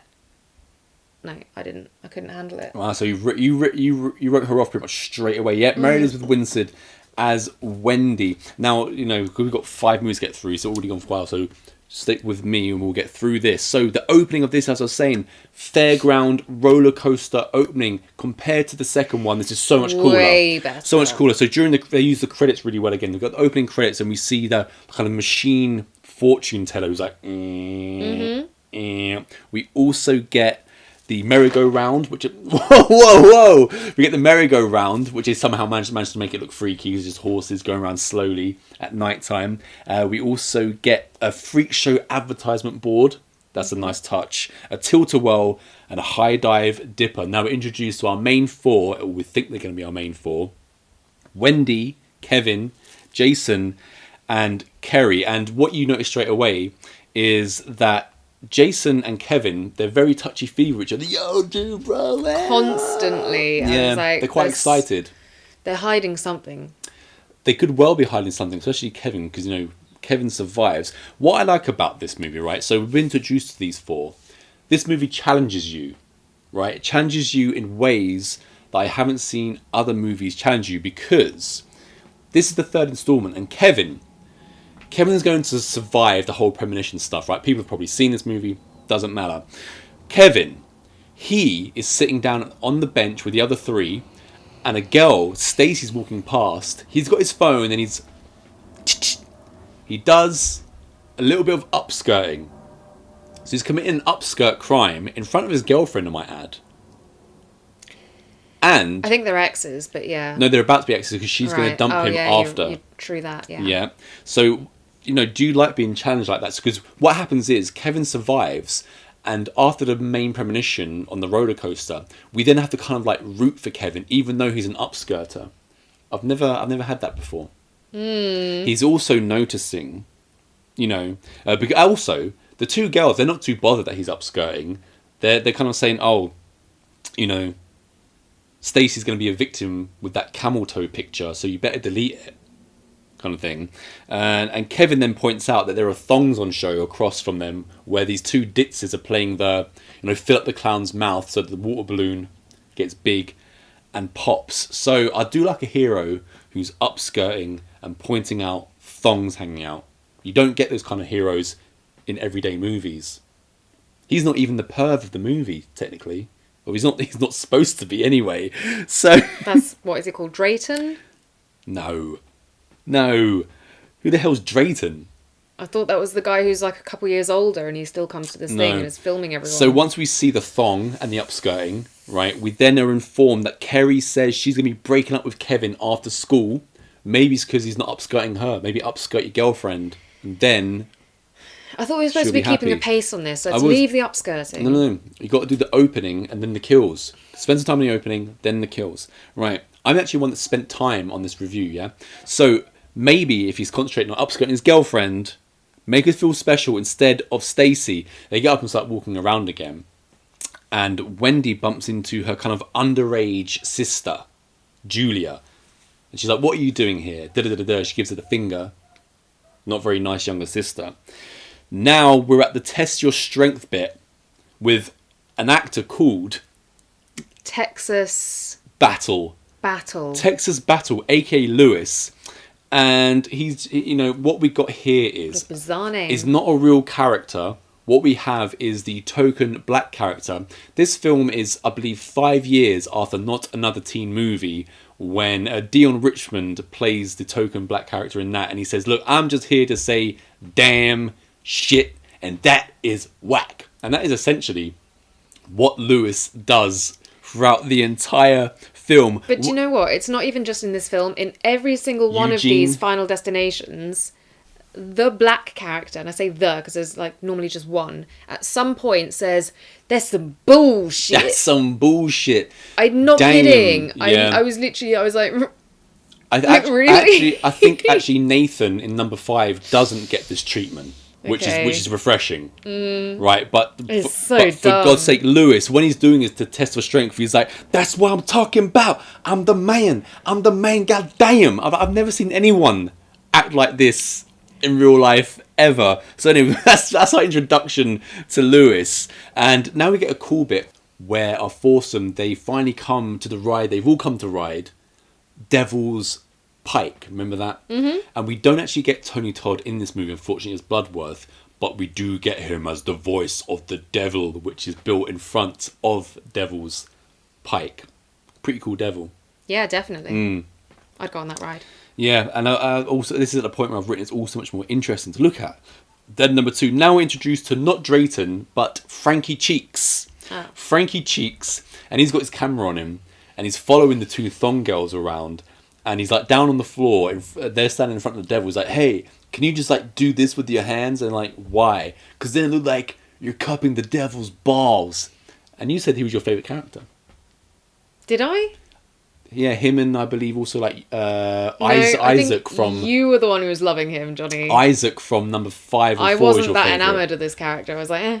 Okay, yeah, you like the other sexual pervert. Yeah, Isaac. I like the one in the final movie. Yeah, okay, I do like... You liked this Frankie guy. Cheeks. You were the one like, "Oh, Frankie, you better survive." Yeah, and luckily he does for a little bit. Yeah, so, and that's the point where like, why are you even here? Didn't you graduate 2 years ago? Mm-hmm. He gives him some He's also kind of... not that bright, because he manages to slip in behind the 2 thong girls on the ride, thinking that he's going to film their cleavage, but they were both wearing like completely covered high-cut tops. So I was like, you're just going to catch some like material. When we get into the roller coaster line, we're introduced to the character Ian, who works at the hardware store, who for some reason I thought his name was Zip. Everyone keeps calling him Zip in the movie, but in the credits it's called Ian. So now Frankie is showing off his necklace that he won on a ride, which is called the Wacky Ladder. He's like, "Hey, won the Wacky Ladder. You know the ladder that rumbles? I got it." And he like, the necklace is the naked lady. So what does he do? He starts to lick it. Yeah, because, you know, he's a Renaissance man. He's a sex fiend. Were you getting that? He's your favourite. Yeah, he's my favourite. And yeah, now here's a point where Wendy does get annoying for me. Everyone's queued up, and it turns out they're going to be in the first car. She's like, no, I can't ride in the front, ruining everyone's time. It doesn't make a difference where in the thing you're riding. Just get on it or don't. And if you're that worried about it, don't even queue up in the first place. Like, it's so annoying. Amen. But also, this is so dumb, because the 2 guys, at first they want to send the other girl with her, which does make sense because they're actually friends. But the other thing that would make sense is the boyfriend going with his scared girlfriend. But no, the 2 boys like toss a coin or something, and it turns out it's the other girl's boyfriend who ends up taking her. And then the boyfriend is like, Kevin takes Wendy. Take care of her. Right, see you later. I was like, oh. Well, if you really care, why aren't you with her? Like, if she really cares about her boyfriend's fun, why is she stopping him from going on the front of the ride? I did notice when they're waiting for the ride to show up, when the ride comes with like the previous passengers, there's this extra who is really overacting when he pulls up. He's like, he wants to be noticed by Mr. Wong. So we've now managed to get Frankie Cheeks. He's managed to get in the seat, like I say, behind the 2 girls. He's got his camera. He's like, "Hey, promise you'll show me those sweet, sweet titties when we go through the loop." So, you know, he's got his plan in action. He's letting them know that he's a man about town. All right? No lady is going to go unnoticed. By the way, have you ever sat next to or like behind, in front of an American, like your typical cliche American on a roller coaster? I was very recently in a like haunted house thing at a theme park where it was just me, my sister, and an American dad and daughter. How did they act? Oh my god, this is so scary, don't leave me. I'm not even joking. Right, because I asked the question because once me and my dad were on a roller coaster and we had an American behind us. This is in Europe, right? So it wasn't in America. Wasn't surprised to see that he was alone. And everyone was like, "Oh man, yeah, get some!" And he just kept commentating like the whole entire ride. He'd clearly ridden it at least like 17 times. He was like, "We're gonna go left now." Oh! It's just like, for God's sake, man! It's like I feel like it wasn't real because obviously all Americans aren't like this, but the best ones are.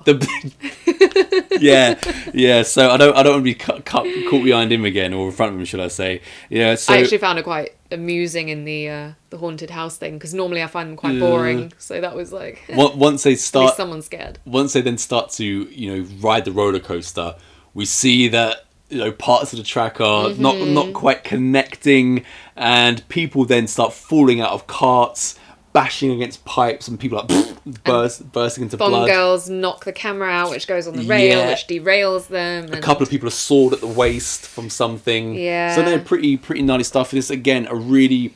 even though we know what's happening here, we know at this point that we're just going to wake up from a premonition. At least it's a good one. This is... You can tell it's the same director almost as the airplane one, the first one, because it's got that... It just keeps you more engaged, I think, than what the second one did. I think it's a fun one.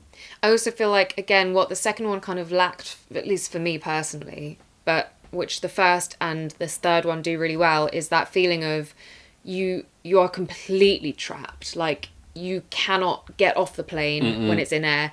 You can't get out of the... And also, who hasn't been on a roller coaster and worried that the, like, safety thingy would come loose, which it does in this. Yeah, it plays on the fears you have. Whereas I feel like, again...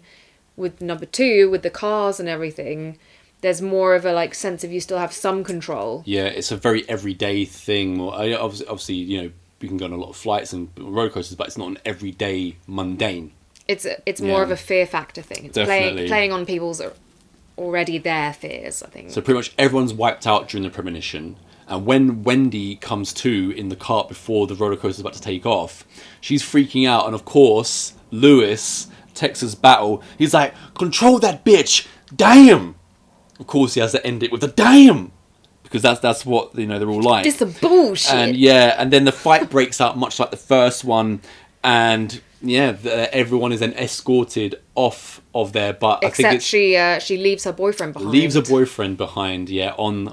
And then afterwards it's like, "Oh my god!" I was like, well, you didn't care that much, did you? And after this, we're taking a little bit into the future, and all of a sudden, like, Wendy is a real B to Kevin after the little wake event thing that they have. She doesn't want to know Kevin whatsoever. Maybe it's because of the upskirting. Now that I've noticed, there's been upskirting. Maybe she's finally come to and feel like, no, you're not a hero of the movie. No, but you're an this is the upskirter. thing. Like, I understand that you're in mourning, your boyfriend's dead and loads of your classmates are dead, but he's going through the exact same thing. So I've never understood this thing of like when people are feeling bad that they feel like it's okay to take it out on others.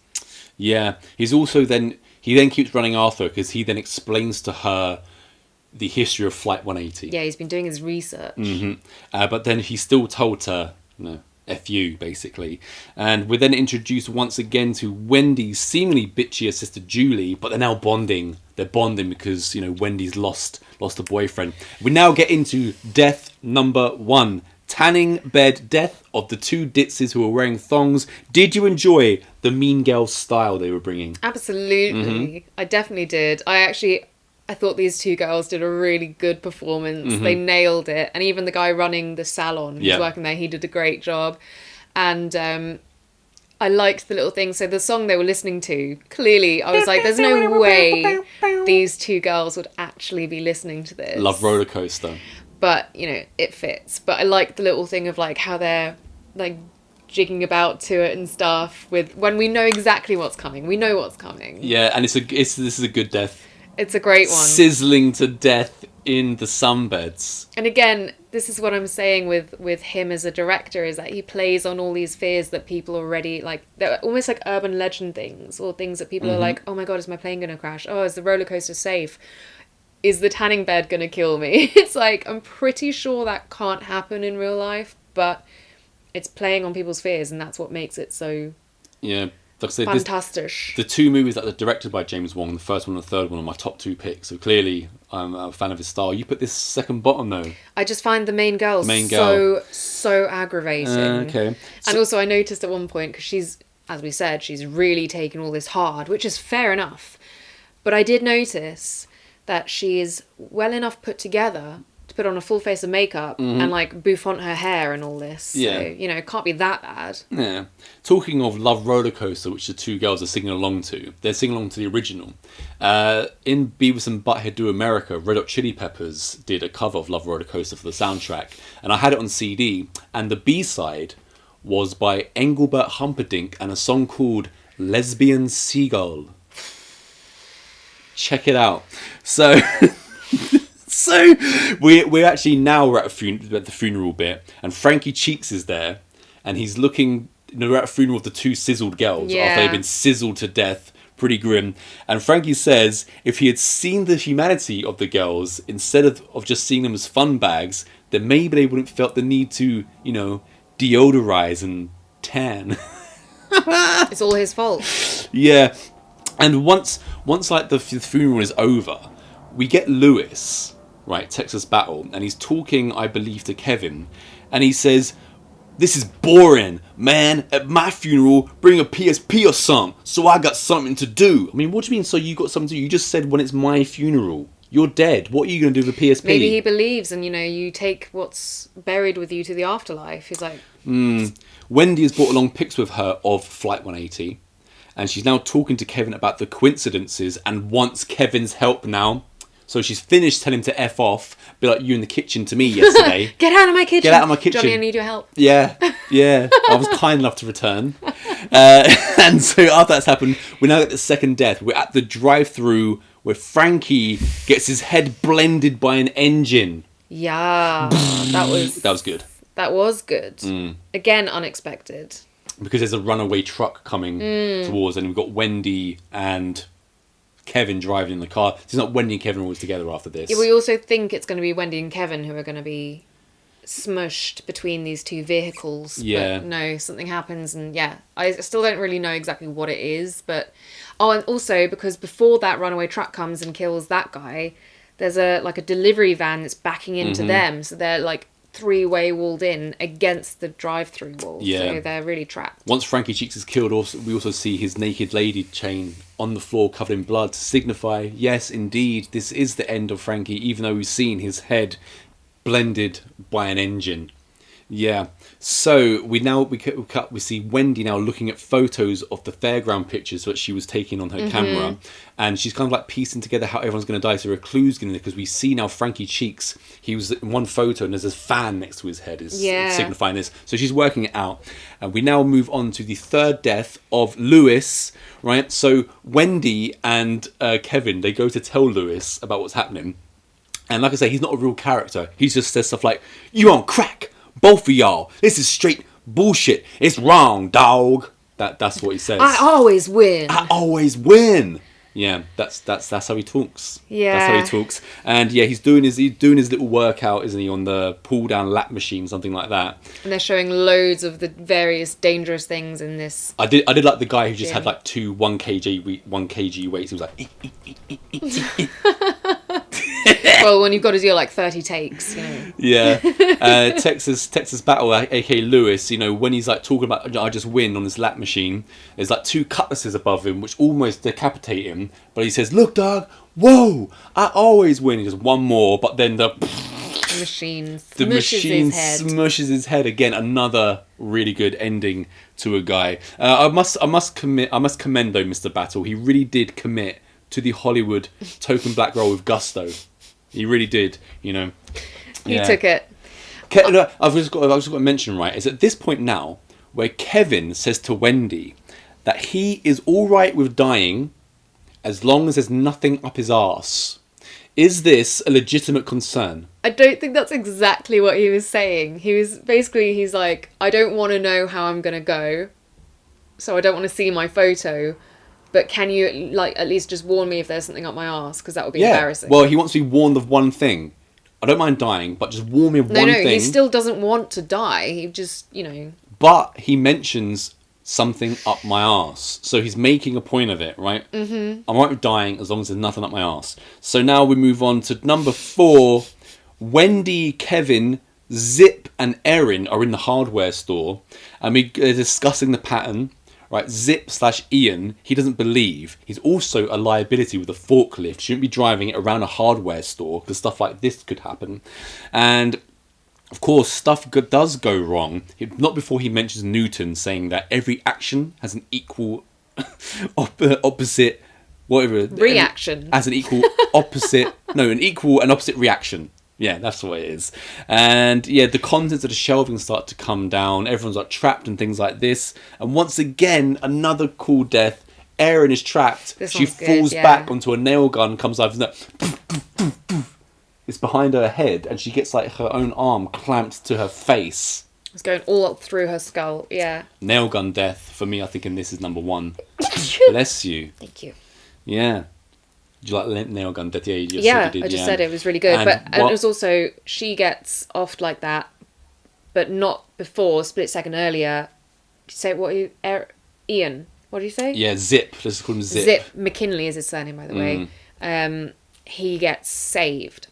Yeah, but he's not very happy about things. He's the one in this one that's pissed off and thinks it's their fault, even though they saved his life. Now we get the whole thing of, we intervene and it skips so and so and so and so and so and so, so now it's going to get so and so and so and so and so and so, and now we're at the bicentennial, something that you are familiar with, right? You didn't get dragged along, no. Right? Okay, but you did introduce me to what LARPing means. Yeah. Right? Not because I did it, because someone told me what it is. At the bicentennial, there's cannons, cannonballs, fireworks, wild animals, and LARPers. A lot could go wrong, and it does. Yeah, they actually really pissed me off with this because the LARPing wasn't true.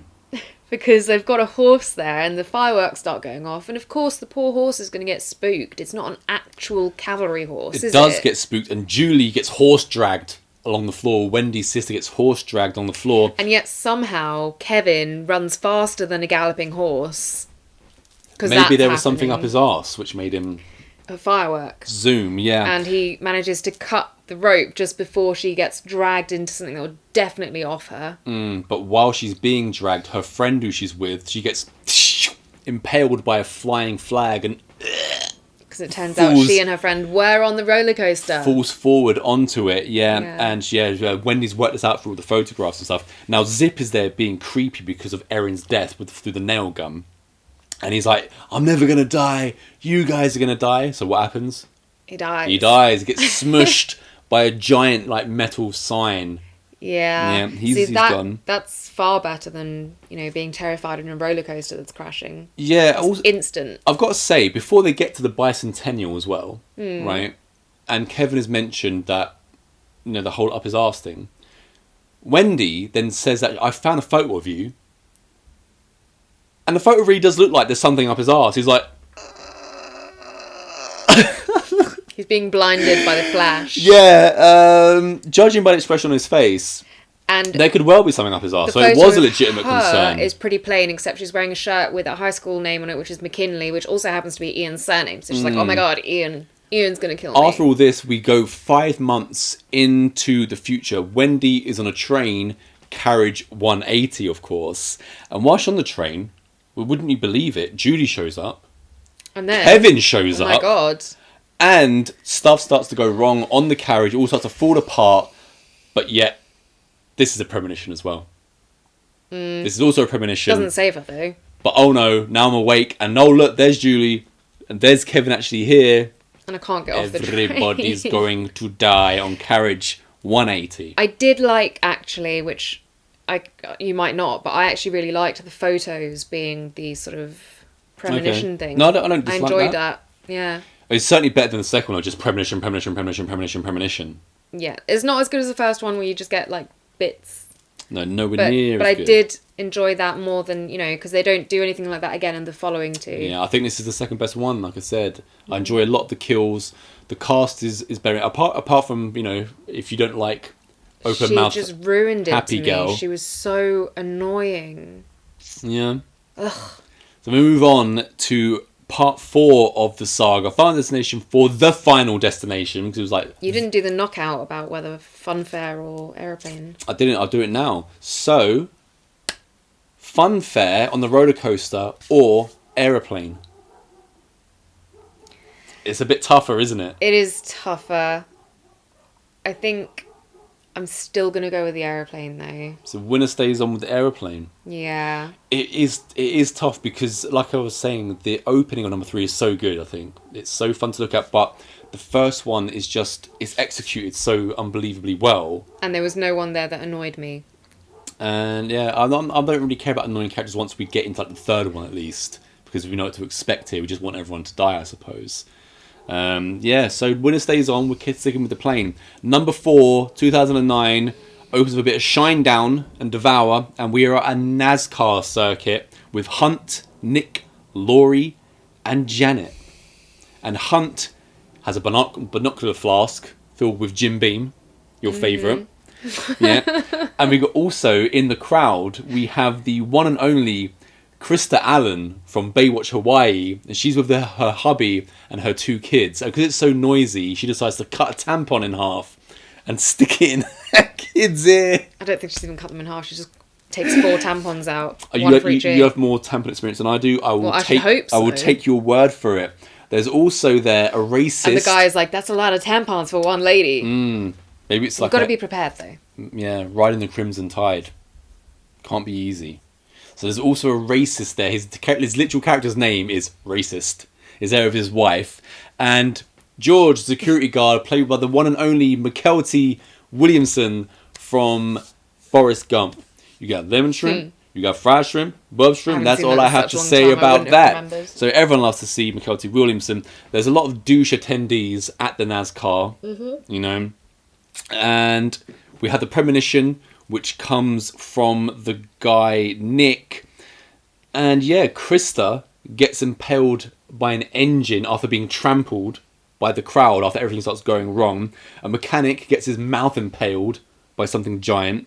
Hunt and Janet are crushed. Nick is also impaled. Laurie and George are blown up. It's a bit lazy here at this point. You know, we've got 2 people impaled. People just crushed.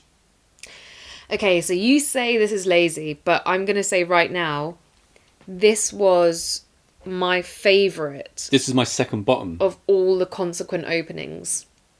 So when we come... So we're just going to come to it now then. So it beats the aeroplane. No, I said of all the consequent ones. Oh, the consequent ones. Right. Okay, fair enough then. Right. And I thought that because...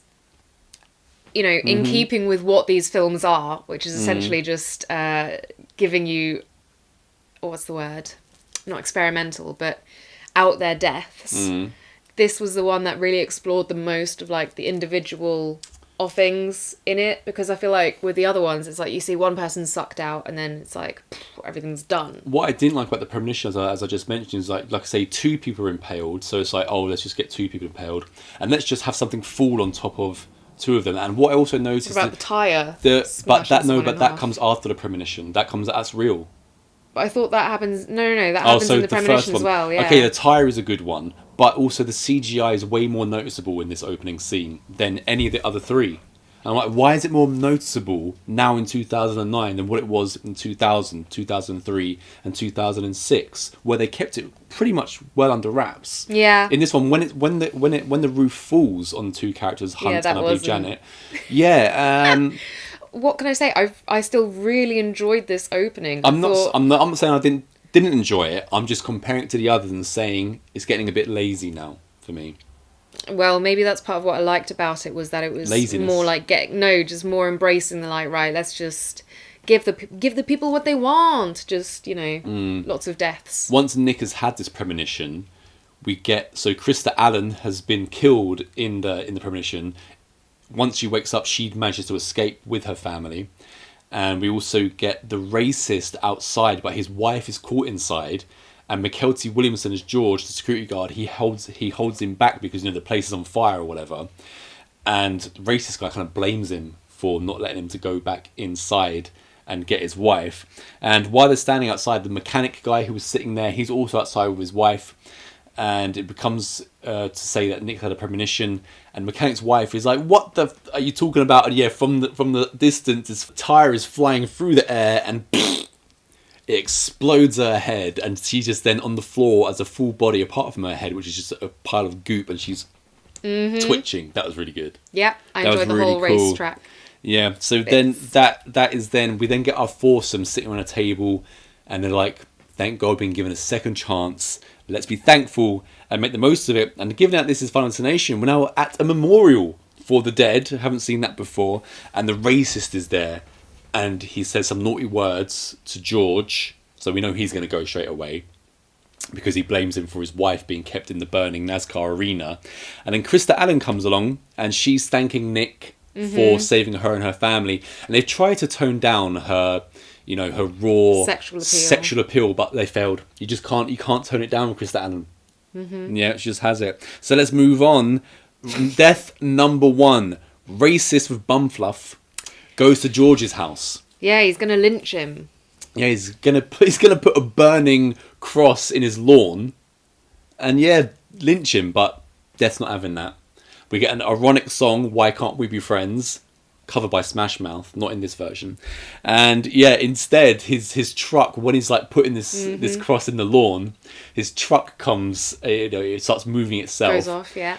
And he's like, "What the hell?" And he goes, and he ends up being like dragged down himself by his chain, set on fire. Yeah. And then he explodes, and his face ends on George's lawn, like... Yeah, and George has just opened the door to see this man, like, burning, being dragged down, and he's like, what the hell? Yeah. Yeah. Yeah, that's what you get. Second one, maintenance guys mowing the lawn opposite the spa, where Krista Allen is about to walk into, because she's going to be on a girls' night out. She needs her hair done. She needs her nails done. She needs the whole shebang. But the spa's about to close, so of course all the staff hate her. They all hate her for making them keep it open, and they sit her in, you know, the spa chair. And as they're like pumping it up to get higher, it's clearly it's not working properly. The ceiling fan's not working properly. We've got a woman who's like scraping underneath Krista Allen's nails, which we think's going to go wrong, obviously. And there's like, I think they're doing the whole, what's it, like the grabby eyelash thing on her or something like that. There's something around her eye, yeah. And we also get she's getting her hair cut, so we've got like Lots of scissors, yeah. Scraping under nails, falling from chair, ceiling fan. She manages to, she gets through all this scot-free in the end, pays up, walks outside though, and the guy that was mowing the lawn is he's on a sit-down one. Unfortunately for Krista Allen, a screw, ping, comes out of it. No, it's the rock that one of the boys had thrown earlier, yeah. Ding! Goes into her eye. Again, the whole eye thing in Final Destination is just great. And that's the end of Krista. And we quickly... Those boys must be scarred. We're on to Hunt. He's like, man, we just lost a hot MILF. Yeah. Very true. Very, very true. The four of them are now working it all out. And Nick thinks it will help to go back to the racetrack. So kind of like see where everything's gone. George is there. The order. George is there as well. So like, George is like, hey, you should get out of here and come into my office and we'll work it out together. So they need to go and find the mechanic whose wife got obliterated by the tire. Do you remember what happens to the mechanic? Yeah, I do. So, you know, you think, because there's all this danger around in a mechanic's shop, but then his boss is like, you can't have guests in here, take them outside. And then they've got the weirdest fence I've ever seen, because it's like this thick crisscross stuff. And essentially, he gets smushed through it. Gets diced. Yeah, he gets done by, I think it's like a hydraulic fluid tank. It comes alive. And yeah, blows into his stomach and it gets pushed out. I mean, you can't leave out that. You can't leave out what he's killed by. I just gave you the floor to tell you what he's been killed by. So number 4, we got Hunt. He's gone to the pool. And he's boning at the pool. But he's not really taking care of the lady's needs. He's done boning. He's selfish. Walks outside. He takes a kid's water pistol, pushes him off of his float, and then decides to sit down. But inadvertently, he turns on the drain pool. While he's sitting around, like getting a suntan, he has like this coin or something, which is a lucky coin. Lucky coin, which he flicks into the pool. So he dives into the pool, but of course, with the drain on, he gets sucked down to the drain, and he's like stuck there. For ages, ass first. The drain cannot take it anymore. The pump cannot take it. Pressure is building. So all his insides get sucked out and burst out everywhere onto the floor, and we get to see the guts falling on the floor, which was nice as well. Yeah. During this time, Janet has managed to get her head stuck in a sunroof during the car wash. Yeah. I used to be scared of car washes when I was a kid. Really? Yeah. I thought they were super fun. Why is my mum getting a car wash like every week? Like, how dirty can... It's not like it was off road. We didn't live out in the sticks or anything. We didn't have an off road vehicle. Yet I constantly remember being taken to the car wash, and I was just like, ah. This isn't my favourite of the, like, you know, death attempts or whatever. Yeah, she doesn't actually die during this. No, she gets... So the two arrive in time and push her car back just before we think that her face is going to be whipped up. George and, I think someone else with them. George is with them. They save her. Janet at the car wash is saved. And, you know, kind of like they have a talk. And George is a bit sad. Then George goes home, he's having a drink. And, you know... He was the one I was thinking of, who has a really big, nice house, by the way, and he's a single security guy. I was like... Yeah, well, you know, in this world, in the world of Funneless Nation, you can have just a menial job, and it pays really well. He also takes this job very seriously. I think there's Nick and Laurie are now driving to go and see George, and he's there hanging from his ceiling. They save him, and he says, "Man, I've been trying to kill myself all day. I had a bottle of pills. I went to the garage. I put like something like exhaust pipe to try and choke myself. Nothing's working for him. So it's like, I guess God doesn't want me to go or whatever." So they kind of like cheers to a second chance. But now we have a random death. There's a medical pool in a hospital, which is like lowering some old guy into. And below him, there's a burn victim. And he gets crushed by the pool, which comes through the floor.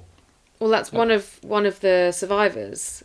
Yeah, I just don't know which one it is. That's what I'm saying. They think that because they saved someone, they're like, oh, the whole thing is done. We're all safe now. That's why they cheers. And then, the rehabilitation pool overflows. The ceiling collapses onto the floor below, and that guy gets crushed. And it turns out, oh, wait, George wasn't next. That's why his, attempts to off himself were not working. Right. George is now walking around with Nick outside, and George is talking about deja vu. But, he gets... Yeah. He gets wiped out by an ambulance, and that's the end of Mackenzie Williamson. Yeah. Because even though it's a premonition, it's just the same thing happens to him afterwards anyway. But that's, again, cop-out one. We've seen that before. Yeah. Nick foresees problems at the mall/cinema where Laurie and Janet are at. He thinks it's going to, there's maintenance going on. He thinks it's going to burn down. Thinks that the cinema's going to explode. Yeah, that's the movie they're going to see. And he gets to the cinema. Janet stays, ends up getting impaled by something that blows through the cinema screen, while Laurie's in the escalator leaving, and she gets done by the gears. Yeah, that was grim, wasn't it? Yeah, that's a good one. Escalator gears are good, but psych. That was also just a premonition. Yeah. So Nick now goes to the cinema, knowing that stuff is going to go wrong.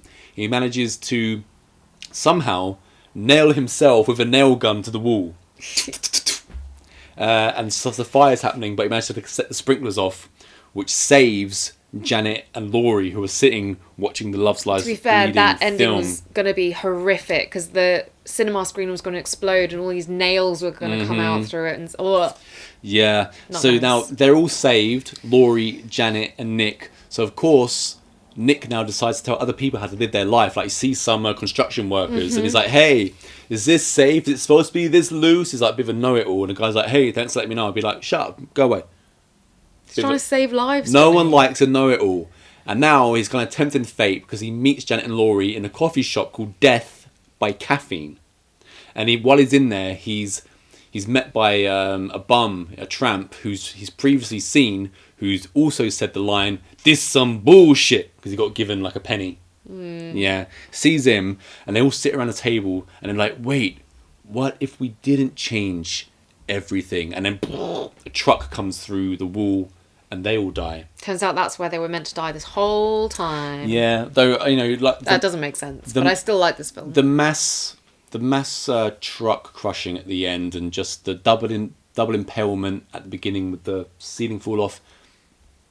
Yeah, a bit of a lack of imagination for my liking. And this is where they do that sort of X-ray vision of them being crushed by the Yeah, didn't mind that. But do you know, it's funny that I've put the top two as number 1, number 3. As I said, was directed by James Wong. The bottom two, directed by David R. Ellis, were number 2 and number 4, which I've put bottom 2. So clearly, I think 4 was my second top. It was. I was talking about myself. Yeah, I know. Yeah, and no Tony Todd. There's no Tony Todd in this whatsoever. Mm-hmm. There's no Bloodworth. Well, in fact, there is someone called Bloodworth in the credits, but just some random dudes. Like, who's this guy? Get the hell out. Goodbye. So now that was the Final Destination, but it wasn't, because there's also now Final Destination 5 from 2011. Number 4 opened with a bit of Shinedown. Number 5 opens with a bit of Everclear, so I'm happy about that. And Pete is organising a work event.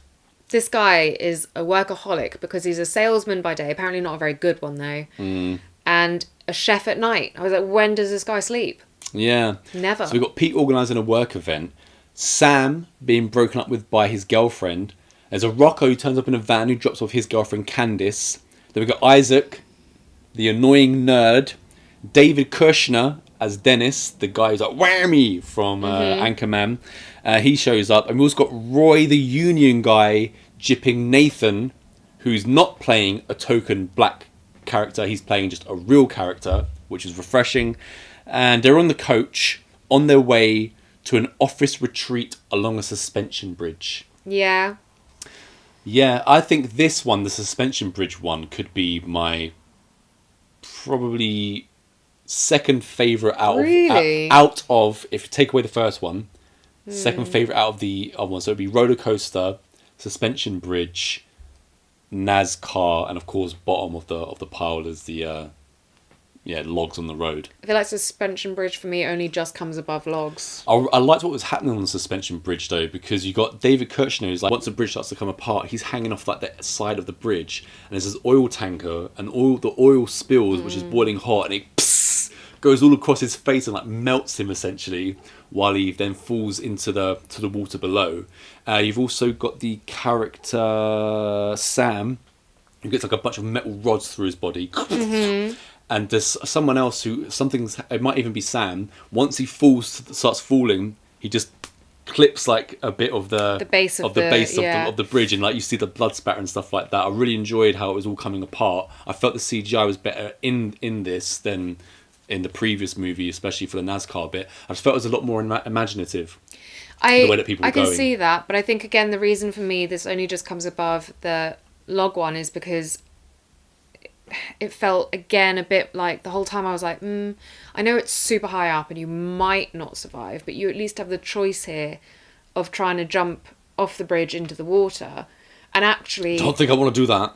And actually, one of the characters, she does fall into the water and she survives. It's just that then something falls on top of her. But I was like, that was good. So you can survive the fall. Yeah, that was the rocker's girlfriend, I believe, was called. Yeah, Candice. Yeah, she looks up and the car falls onto her. Yeah. She's gone. So I thought there were some more imaginative deaths in this one, which is what I'm looking for Final Destination, of course. So once we now move on to interrogation/funeral.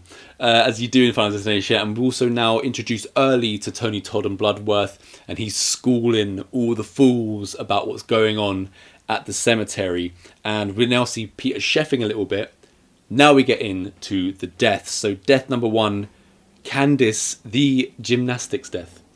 Yeah, this film for me probably had actually the most entertaining deaths overall. They had some time and they thought about it, and well, they know that at this point this is what we can bring people now, because we're doing the same thing. So there were quite a few that I really loved in this. So the gymnastics one, she manages to avoid the nail on the beam, and not the balance beam nail. The balance beam nail thing was excellently done. Yeah, and she goes off to do the double bars. And we got that the squeaky joints of everything. Of course, like always, everything's building up, saying something is going to go wrong. And it's actually a different girl who nails her foot on the balance beam, knocks over the talc, and Candice is snapped in half upon landing. Yeah, because she's blinded by the talc. The grip talc. Pretty horrific. And we see her like literally folded over, and her bone is sticking out of her leg and stuff like this. And it was quite funny. Someone's like, call an ambulance. I was like, I think it's a bit late for that. I believe as well it was Peter that kind of like almost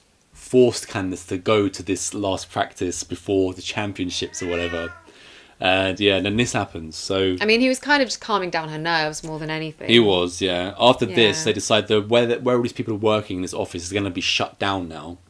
So they're all kind of like having a drink. Now we get to our second, your favourite character, Isaac the perv, and his death at the spa. I love this one too. Yeah, he's kind of like talking to the Asian lady at the reception saying, does the massage end happy? And she's like, right, I've got just what you need. He's like, oh, yeah. And as he's being taken along, she's like, puts him into the bed thing. And she's like, you just wait here. And she swaps out with a much older lady to do his massage. And when he wakes up, he's like, oh, no. I love this scene. It tickles my funny bone every time.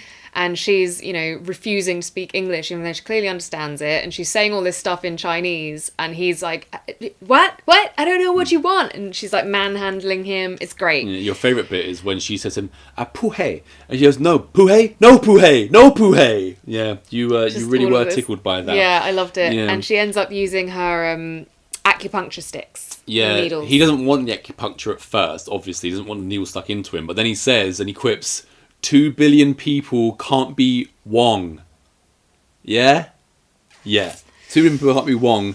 So he's told to, just lay there and fall asleep for half an hour with these acupuncture needles in him. He's also, when he walks into the room, he's like kind of like patted Buddha's belly, told him he's had too many rice cakes or whatever. That's going to come back to get him. And while he's in there, though, stuff starts to go wrong. I think it's like phone starts to vibrate, knocks something on the floor. There's a bit of fire breaking out. He rolls off of the bed and all of the needles, all the acupuncture needles then go into his skin. And then you get that great bit of him pulling one out. God. And it's like just seemingly endless coming out of him. That was really good, having all of the acupuncture needles break into his body and stuff like that. And when the fire breaks out, it's kind of like he's avoiding all this other stuff falling down. He gets himself against the wall. He thinks he's safe, but then Buddha, this giant Buddha statue, no, it's not a giant Buddha statue, it's just a heavy Buddha statue, comes and crushes his head, face. Yeah. Again, all very funny. Very satisfactory. Yeah, now we get, what's better in this one now? Because we're moving on to Olivia's eye surgery. Yeah. Well, so that one was funny. Mm-hmm. This one is pure toe curling. Yeah, we start off with the eye clamps first. Like close up. I don't think you're the only one. I think a lot of people have a thing with eyes. When did I say I had a thing with eyes? I thought you were just saying throughout this. You're like, you keep saying, anything with eyes. Anything they do with eyes in the Final Destination movies is great, is what I said. Yeah. Okay. Well, a lot of people have a thing about touching eyes, being around eyes, injuring eyes, eyes. Yeah. So she's clamped. Her head is clamped in. Her eyelids are open, a la Clockwork Orange, and of course, the doctor leaves the room. Yeah, that's what you want, isn't it? When a laser is triggered, due to go off into your face. Yeah, it all starts to go wrong. And the point is, it's not just what she also rips the eye clamp off of her face. Yeah. The laser comes down. The laser's been burning her eye all over. It's burnt her hand where she's tried to protect herself. She's managed to get herself out of this. And the other two burst into the room. She's like, help me. And she trips and falls out the window. And when she falls out, her eye comes out of her face and gets run over a couple of times. Yeah, that was quite fun too. Yeah, because you got to do overkill. Yeah. At this point, once we get that, we're back to Michael B. Vance, the actor, questioning people again, like what the hell's going on here, and we're back at the what would you call it? Like the maintenance part of the office where people have been shut down.